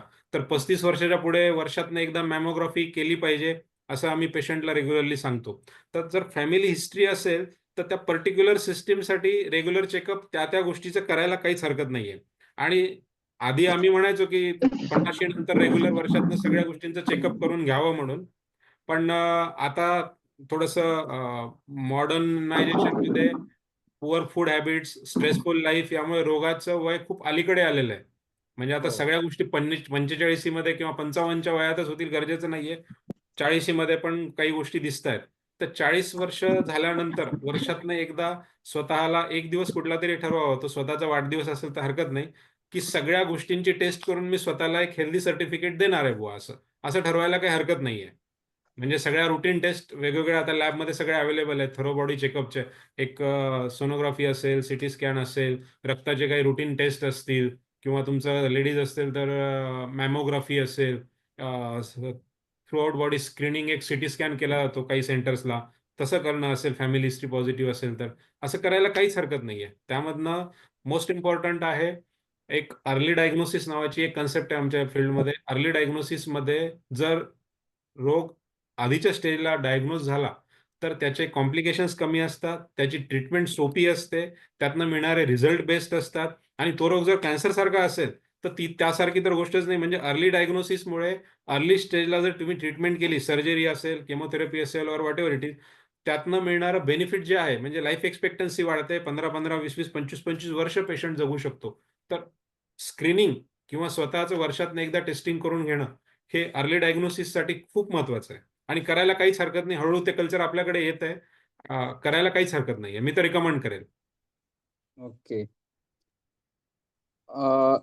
एक लहान मुलामध्ये किंवा मोठ्यामध्ये पण एक सवय असते की जसं संध्याकाळी किंवा दुपारच्या टायमिंग मध्ये की ते ओव्हर इटिंग झालंय का नाही हे कसं आयडेंटिफाय करायचं? ओव्हर इटिंग झालंय की नाही हे तुम्ही जेवण हं. केल्या केल्या तुम्हाला हलता येत नाही. स्टमक फुल होऊन जातं. हेवी होऊन जातं स्टमक. आपल्याला जर समजा एखाद्याला 1.5 चपातीमध्ये पोट भरत असेल, त्याने 2.5 चपाती खाल्ली तरी त्याला हेवी होऊन जातं. नकळत तो खातो. कधी-कधी आवडती भाजी असते किंवा हा. भुकेची वेळ असते किंवा क्रिकेट मॅच बघत-बघत जेवताना किती जेवतोय कळत नाही. असं होतं कधी-कधी. तर अशा वेळेस अच्छा. हेवी झालं, हरकत नाही. एकदा हेवी झालं काही प्रॉब्लेम नाहीये. 20 मिनिटं वॉक घ्यायचा, अर्धा तास वॉक घ्यायचा. आणि हेवी जेवण झालं असेल तर शक्यतो पाणी पिणं टाळायचं. अर्ध्या तासामध्ये तुम्हाला हलकं-हलकं वाटायला लागेल. फक्त एवढंच आहे की फास्ट पळायचं नाहीये. शतपावली म्हणजे शतपावलीच करायची आहे. सहस्त्रपावली करायची नाहीये, दशसहस्त्रपावली करायची नाहीये. एक 15-20 मिनिट वॉक केला की बॉडी रिलॅक्स होते. सगळ्यात महत्त्वाचं पाय चालले तर आतडी चालते. हा जो कन्सेप्ट आहे माझा. तुमचे पाय चालले, तुमच्या आतडीला स्टिम्युलस मिळतो. तुमची डायजेस्टिव्ह सिस्टम ॲक्टिव्हेट होते. जठरामध्ये घुसळण चालू झाली. 3 तासानंतर गॅस्ट्रिक एम्प्टिंग होऊन जाते. म्हणजे जे काही आहे ते छोट्या आतडीत ढकललं जातं. तुम्हाला आलेला जो हेवीनेस आहे तो निघून जातो. ओके. एक शेवटचा क्वेश्चन विचारतो मी आता. जसं आता बरेच लोक म्हणजे रुटीन असं असतं की संध्याकाळचं डिनर जे आहे तर ते डिनर केल्यानंतर लगेच 1 तासाभरामध्ये झोपतात ते. तर मोस्ट प्रोबॅबली 3 तास कोणी हे होत नाही. तर तुम्ही जे सजेस्ट करताय 3 तास, तर जर डिनरच्या ऐवजी दुसरं काही आपण हलकं फूड वगैरे त्या त्या ह्याच्यामध्ये आपण हे करू शकतो का? यामध्ये 2 गोष्टी आहेत. तुम्ही काय खाता यावरती फार अवलंबून आहे. म्हणजे ही जी कन्सेप्ट आहे ना 2 तासाची किंवा 3 तासाची न झोपण्याची किंवा आडवं न होण्याची, या कन्सेप्टचं मूळ काय आहे? गॅस्ट्रिक एम्प्टिंग नावाची एक कन्सेप्ट आहे. गॅस्ट्रिक एम्प्टिंग म्हणजे काय? आपण खाल्लेलं अन्न अन्ननलिकेमध्ये जठरामध्ये जातं आणि जठरामध्ये ॲसिड सिक्रेशन होऊन त्याला प्रॉपर घुसळलं जातं. त्या अन्नाचा लगदा केला जातो प्रॉपरली आणि नंतर ते छोट्या आतडीमध्ये पुढच्या पचनासाठी खाली ढकललं जातं. तर ते छोट्या आतडीमध्ये जाण्याचा जो टाईम आहे, तो 1.5 तासापासून 3 तासापर्यंत आहे. तर तो ओके. एकदम साधं जेवण जर केलं, खिचडीसारखं एकदम ब्लँड डाएट घेतलं, तर 1.5 तासामध्ये पोट रिकामं होणार आहे. पोट इन अ सेन्स जठर रिकामं होणार आहे. तर तुम्ही 1.5 तासानंतरही झोपू शकता. खिचडीसारखं साधं जेवण जर तुम्ही केलं असेल किंवा ज्वारीची भाकरी आणि साधी एखादी भाजी तुम्ही रात्रीच्या जेवणाला घेतली असेल, तर ती 1.5 तासामध्ये एम्प्टी होणार आहे. तुम्ही 1.5 तासानंतर झोपू शकता. पण तुम्ही नॉन-व्हेज डाएट घेतलाय, त्याच्यासोबत ड्रिंक केलंय किंवा खूप फ्राईड फूड्स खाल्लेले आहेत, तर त्याला तुम्हाला 3 तास थांबायलाच लागतं. कारण 3 तासाच्या आधी गॅस्ट्रिक एम्प्टिंग होणं शक्य नाहीये. अशा वेळेस खिचडी असली समजा साधं जेवण तर 1.5 तासात झोप म्हणते आणि दुसरं काही खाल्लं तर मग 2-4 तास तिकडे जावं जाईल का? पण संपला असेल. नाही चालू आहे. सर तुम्ही म्यूट झालायत आय थिंक. सॉरी. नाही या. म्यूट नाही. हां, आता होते. ठीक आहे. हां, सॉरी. झालंय का? म्यूट झालंय? येतोय आवाज? हो, हो, येतोय येतोय येतोय. Sir clear. तर रात्रीच्या येतोय. जेवणामध्ये तुम्ही साधं जेवण घ्या किंवा आपल्या हिंदू धर्मामध्ये किंवा बाकी जैन धर्मामध्ये खूप छान सांगितलेलं आहे की संध्याकाळी सूर्यास्ताच्या आधी जेवण करा. तर त्याच्यासारखी गोष्ट नाही. ते जर पॉसिबल होत असेल तर तुम्ही संध्याकाळी 6-7च्या आधी जेवण केलं तर by the time you are sleeping, तुम्ही रात्री 8-9 वाजेपर्यंत झोपत असाल तर तुमचं अन्न पचून गेलेलं असतं. तुम्हाला शांत झोप लागते. रिगर्जिटेशन, रिफ्लक्स किंवा ॲसिडिटीचे जे प्रॉब्लेम्स आहेत ते बिलकुल होणार नाहीयेत. त्यामुळे एक तर जेवणाची वेळ संध्याकाळी 6-7च्या दरम्यान आणा. तुम्ही रात्री 9-10 वाजता झोपत असाल, ते करू शकता किंवा दुसरी गोष्ट रात्रीचं जेवण अतिशय ब्लँड ठेवा, साधं जेवण ठेवा आणि भुकेच्या 70% जेवा. म्हणजे झोपही छान लागेल आणि रिफ्लक्स रिगर्जिटेशनचे प्रॉब्लेम्स पण होणार नाहीत.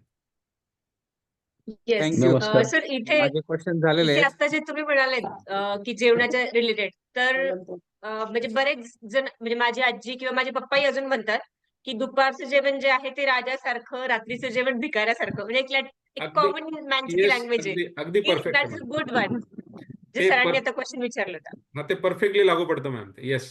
राईट. Yes, go ahead. प्रश्न विचारू का मॅडम? कंटिन्यू करा.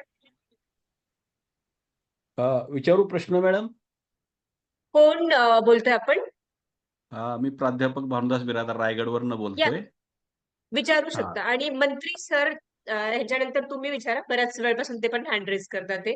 हरकत नाही, हां. बोला सर. हा, अतिशय चांगला उपक्रम आपण राबवला त्याबद्दल सर्वप्रथम तुमचं अभिनंदन. डॉक्टरांना मी मागच्या आठवड्यामध्ये कॉन्टॅक्ट केला होता माझ्या एका प्रॉब्लेम संदर्भात. त्यांनी अतिशय चांगलं मार्गदर्शन केलं होतं. त्यानुसार मला जो काही त्रास होता फिशरचा तो त्यांनी मेडिसिनवर कव्हर करून दिला. त्यामुळं मी डॉक्टरांना धन्यवाद देतो. आणि माझा पुढचा प्रश्न ऍसिडिटीच्या संदर्भामध्ये होता की आता तुम्ही सांगितलेले सर्व उपाय काय करावं, डू डोंट्स, हे सगळं पटतं, मान्य आहे. पण ऍसिडिटी कमी होत नाही, कारण लाईफस्टाईलच असं होऊन गेलंय की जास्त खाल्लं तरी कशाने ऍसिडिटी होते हे समजत नाही. त्यामुळं मी मागच्या 2-3 वर्षापासून कंटिन्यू सकाळी ओमेज खातोय आणि एक दिवस जरी ओमेज खाल्लं नाही तर लगेच दुपारी त्रास होतो.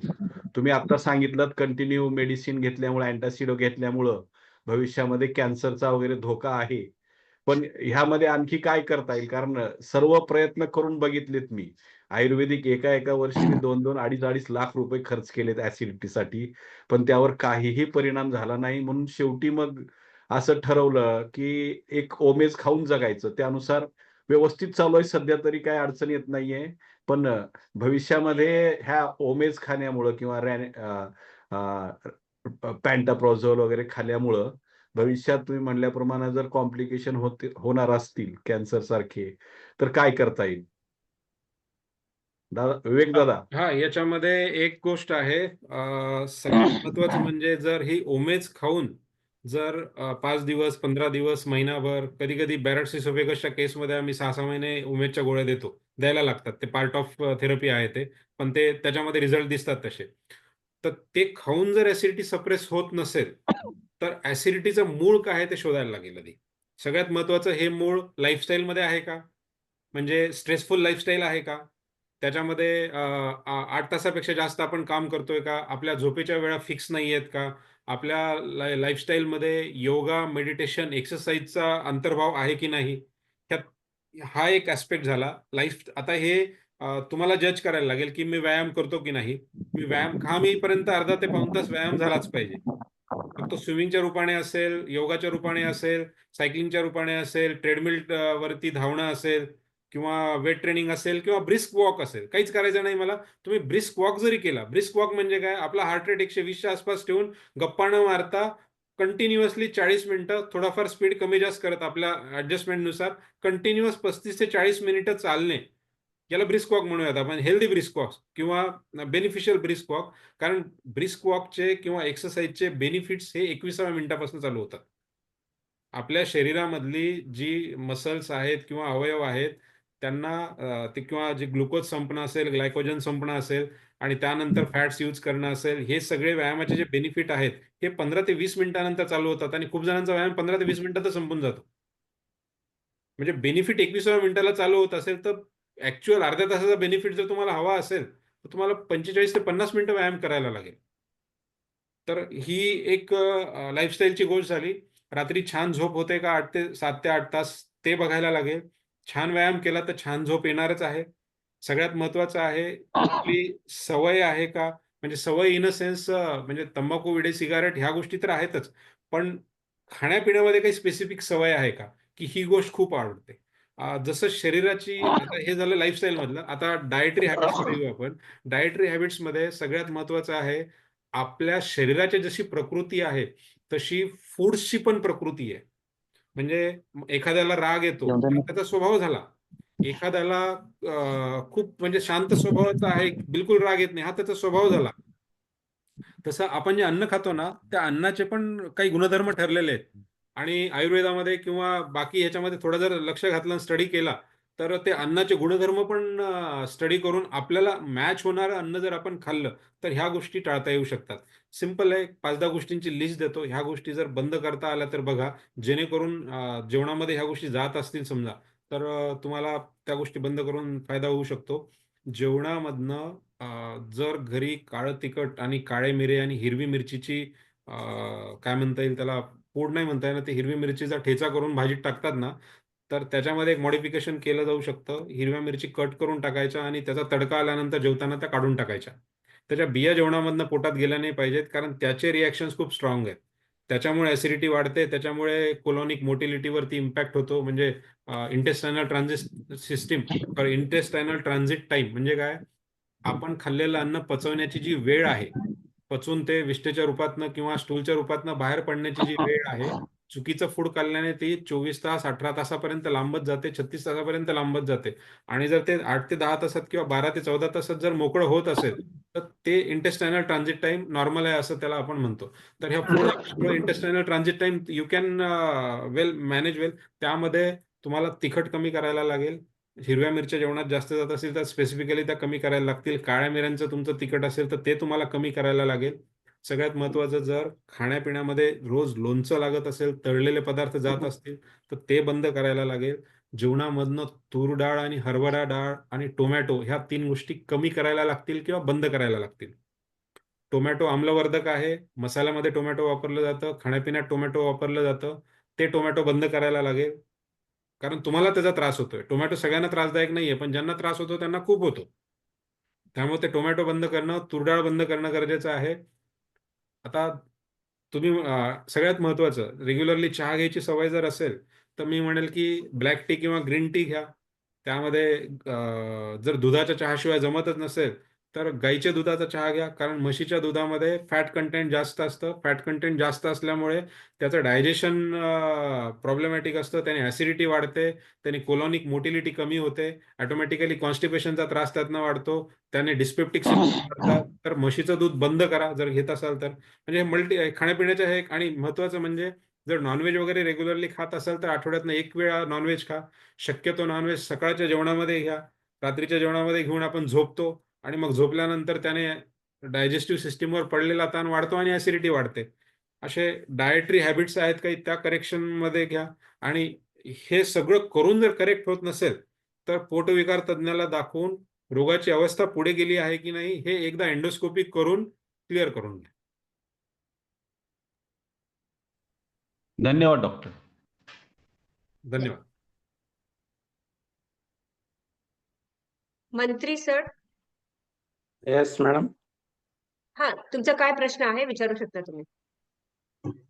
माझा प्रश्न आहे, ज्या पेशंटला थायरॉइड आहे अशा पेशंटला ऍसिडिटी आणि कॉन्स्टिपेशनचा त्रास जास्त होतो का?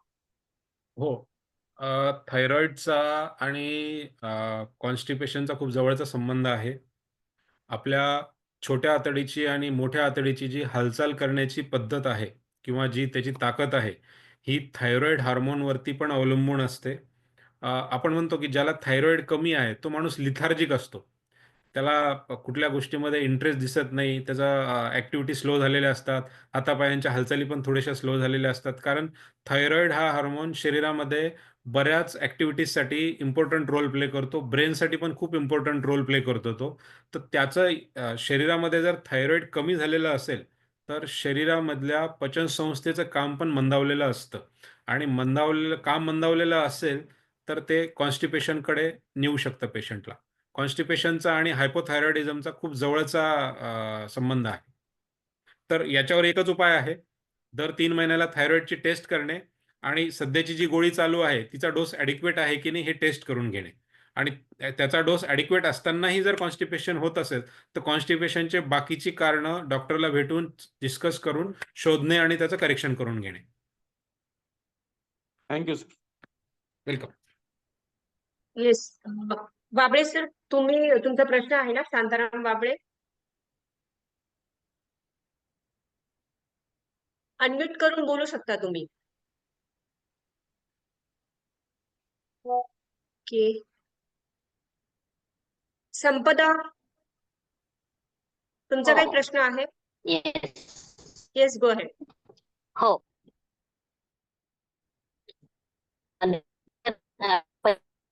खूप छान संपदा, एक तर तुमचा प्रश्न आहे, आवाज सध्या ब्रेक मी याच्यात डील करत आहे. आवाज ब्रेक होतोय. व्हिडिओ ऑफ करा तुमचा. येतोय पण ब्रेक होतोय. व्हिडिओ ऑफ करा. हो, व्हिडिओ ऑफ केलाय मी. माझा प्रश्न आहे की स्पेसिफिक आहेत का सर? कॉन्स्टिपेशन साठी.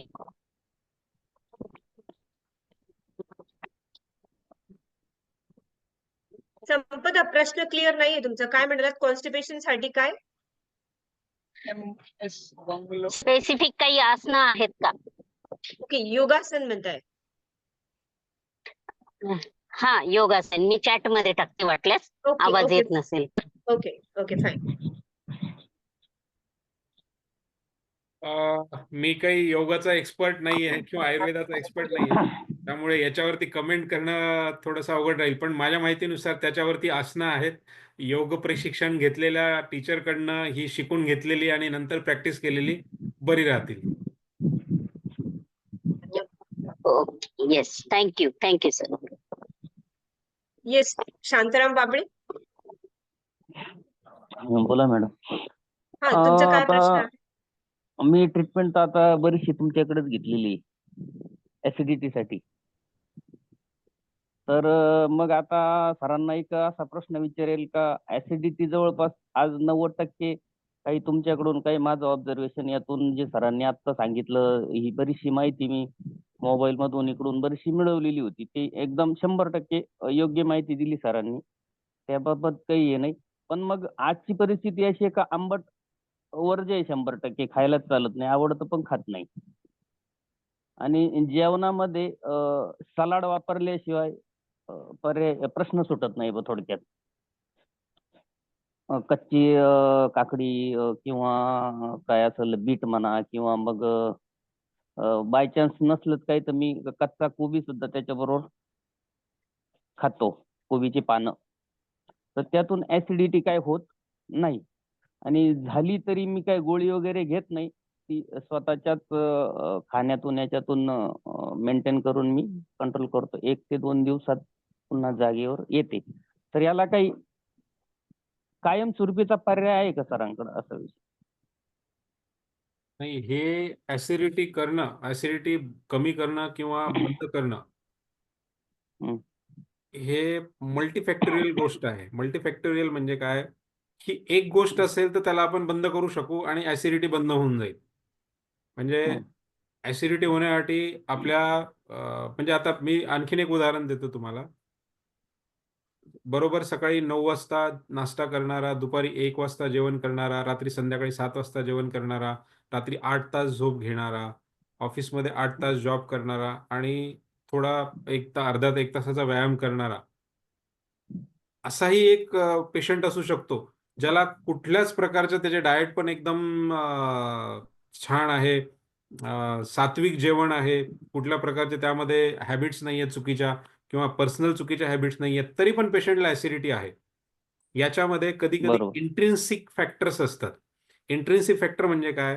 म्हणजे तुम्हाला एक्सटर्नल काहीच नाहीये. म्हणजे तुमचा व्यायाम व्यवस्थित आहे, खाण्यापिण्याच्या सवयी व्यवस्थित आहेत, तुम्ही सगळ्या प्रकारच्या शिस्त पाळता, छान झोप घेता, कुठेच चुकीचं काही नाहीये. पण माणसाचा एक आतमधून एखाद्याचा स्वभाव असतो, की सतत विचार करणे, सतत स्ट्रेस घेणे आणि साध्या होणाऱ्या गोष्टीसाठी पण म्हणजे जिथे 2 पॉइंटरने जर सोल्युशन मिळत असेल, तर 10 पॉइंटरचा विचार करणे, किंवा जिथे 2 मिनिटाच्या कामाने जर सोल्युशन मिळत असेल, तर 10 मिनिटं त्याच्या आधी विचार करणे.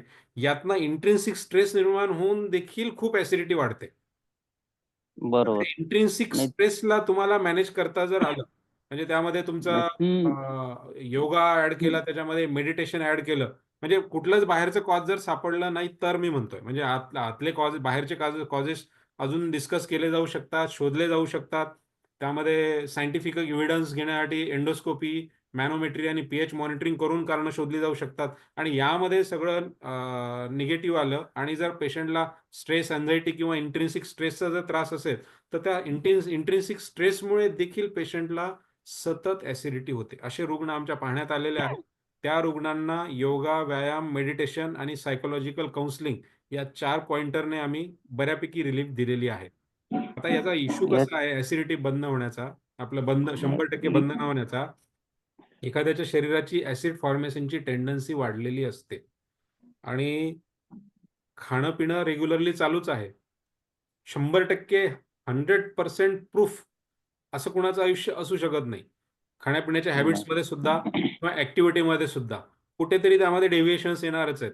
कुठेतरी 4 दिवसाचा ठीक आहे. प्रवास होणार आहे, 4 दिवसाचं हॉटेलिंग होणार आहे, 4 दिवसाचा स्ट्रेसफुल लाईफ जगणार आहे, काहीतरी 15 दिवसाची एखादी सोशल ॲक्टिव्हिटी किंवा फॅमिलीमधली ॲक्टिव्हिटी तुम्हाला स्ट्रेस देऊन जाणार आहे.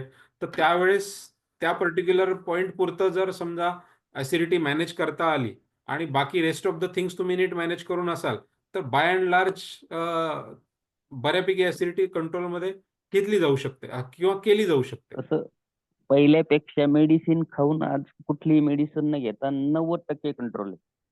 म्हणजे you are absolutely normal I would say 100%. Compared to the previous situation. फक्त कधी मधी होते एक दिवस झाली, दुसऱ्या दिवशी थोडंसं दुर्लक्ष केलं तर मग दुसऱ्या दिवशी होते. पण मग कंप्लीट जर त्याच्यावर कॉन्सन्ट्रेट केलं तर मग तिसऱ्या दिवशी नाही होत. कॉन्सन्ट्रेट म्हणजे कसं, थोडंसं खाण्याचं पथ्य, रिलॅक्स राहणे, झोप घेणे, असा विषय. खाण्याचं पथ्य म्हणजे समजा भाजी-पोळी जरी खाल्ली साधी, सलग ती जर दुपारी पण, संध्याकाळी पण, दुसऱ्या दिवशी खाल्ली तर मग होतो. मग त्याच्याबरोबर माझं मी काय केलंय मग नवीन एक असं सुरू केलंय, सकाळी उठल्याबरोबर पोह्याचा अर्धा चमचा गावरान तूप आणि गरम 1 ग्लास पाणी आणि झोपायच्या वेळेस पण तसंच 1 ग्लास गरम पाणी, तूप खायचं, त्याच्यावर पाणी प्यायचं की जेणेकरून घशामध्ये इतर कुठं तूप थांबणार नाही.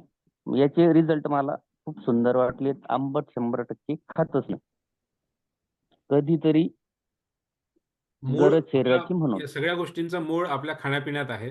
आपण आणि प्रत्येकाचा जसा स्वभाव वेगळा आहे व्यक्तीचा, तसंच प्रत्येक अन्नपदार्थाचा पण एक स्वभाव गुणधर्म आहे.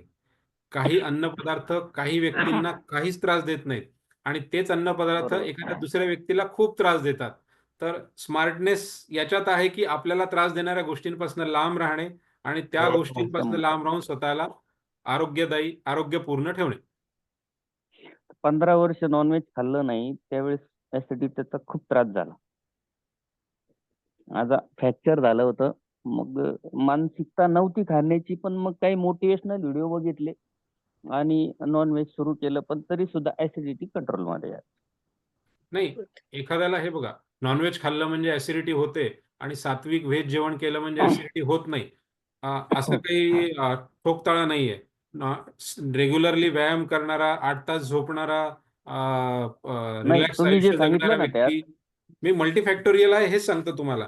कुणाला नाही, कुठला तुम्ही फॅक्टर जे ऍप्लिकेबल आहे हे सांगितलं त्याने स्वतः आयडेंटिफाय करायचंय किंवा तुम्हाला फिजिशियन सर्जनची मदत घेऊन ते आयडेंटिफाय करून त्याला करेक्ट करायचंय.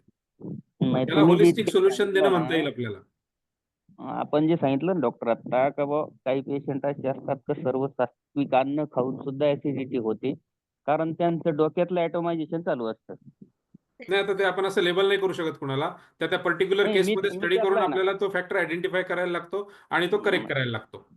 नाही, मी त्यातलाच आहे ना. मग माझी जी कंडिशन आहे ना, मॅडमचे माझं याच्याशी बोलणं झालेलं आहे. तर बरं. माझं जे मी त्याच्यावर सुद्धा बरंचसं नियंत्रण केलंय.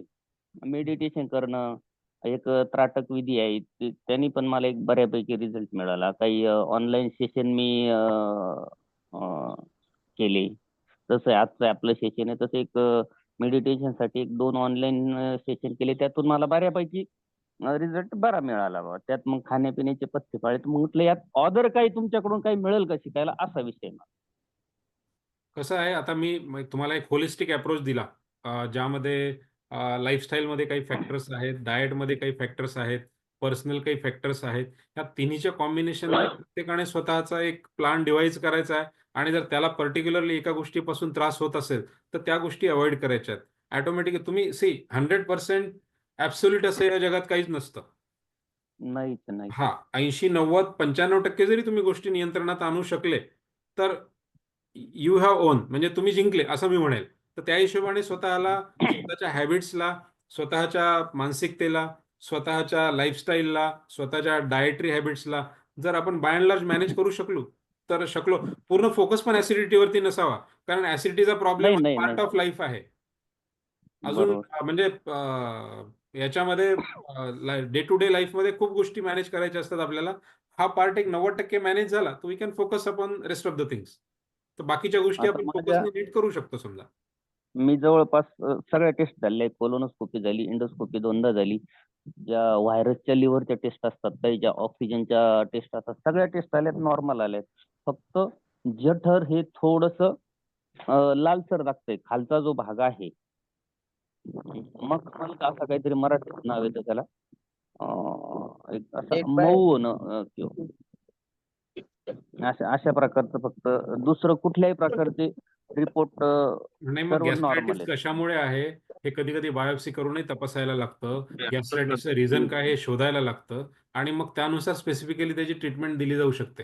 आता हे गॅस्ट्रायटिस 1 कसं आहे? स्क्वेअर इन घनफूट. हॅलो, नहीं, बोला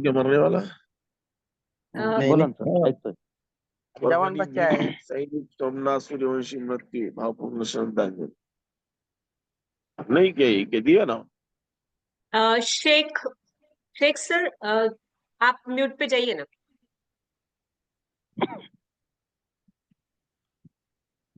अच्छा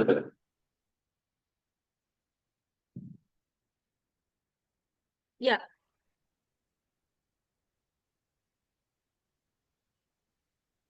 ओके. सर, आपल्या टाइमचं जे आहे ते एक्सीड होतोय आपण थोडं, तर आणखी दुसरे कुणाचे क्वेश्चन्स असतील, हा क्वेश्चन कम्प्लीट करून तर आपण पुढे हे करूयात मग. नाही, असेल दुसरं कोणी तर माझं तसं समाधान झालंय बऱ्यापैकी. Okay okay. नाही, तुमचं पूर्ण करून घेऊयात. बघते अजून कुणाचं आहे का. बरोबर, ओके. Hello sir. हा बोला. त्यात फक्त एक मी असाच एक व्हिडिओ बघितला होता.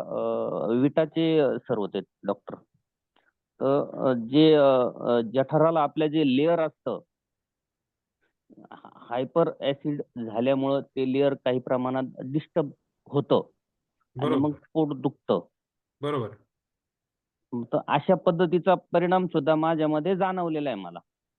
म्हणजे ते जे जठर लाल होणं, तर याला काही मेडिसिन देऊन पर्याय आहे का? म्हणजे माझं असं म्हणणं येतं का कुठंतरी माझी जी कायमस्वरूपीची जी ऍसिडिटी आहे त्याचं मूळ तिथं थांबलंय. नाही, जठराचा आतमधला लेअर डिस्टर्ब होण्याचे काही कॉमन कारणं आहेत. त्यामध्ये एक कारण इन्फेक्शन आहे. त्यामध्ये जर एच नाही, पायलोरी हा त्रास एच हो पायलोरी बरोबर आहे. हा. पॉझिटिव्ह आलं होतं त्याला हा, 10 वर्ष एच झाली. पायलोरी नावाचा जर जंतू पॉझिटिव्ह आलेला असेल, त्याची टेस्ट असते, त्याची बायोप्सी करून टेस्ट करायला लागते. तो जर पॉझिटिव्ह आलेला असेल तर त्याच्यावरती ट्रीटमेंट घेणं गरजेचं आहे. आणि एच पायलोरी एकदा करेक्ट झाला म्हणजे तो 5 वर्ष पुन्हा येत नाही शक्यतो. पण खाण्यापिण्यातनं जर कंटॅमिनेशन जात असेल पुन्हा पुन्हा, जर पिण्याचं पाणी स्वच्छ नसेल, रेग्युलरली जंतू संसर्ग पाण्यातनं आणि खाण्यातनं होत असेल, तर एच पायलोरी रिकर करू शकतो आणि त्याने रिकर केलं तर हे सिम्पटम पुन्हा येऊ शकतात. तर पुन्हा एंडोस्कोपी करून पुन्हा त्याचं डायग्नोसिस घ्यायला लागेल समजा. आणि दुसरी गोष्ट आहे, म्युकोझल बॅरियर जे डिस्टर्ब झालेलं आहे किंवा आतमधलं जे लेअर डिस्टर्ब झालेलं आहे, त्याला heal होण्यासाठी काही 3 महिने ते 4 महिन्यापर्यंत ट्रीटमेंट द्यायला लागते. तर ती ट्रीटमेंट जर रेग्युलरली घेतली तर ते mucosal barrier along with infection control 2 ते 3 महिन्यामध्ये किंवा कधी-कधी 4 महिन्यापर्यंत 100% नीट होऊ शकतं. पण त्याला सायंटिफिकली एंडोस्कोपी करून, बायोप्सी करून, टेस्ट करून, कन्फर्म करून पुढे जायला लागेल.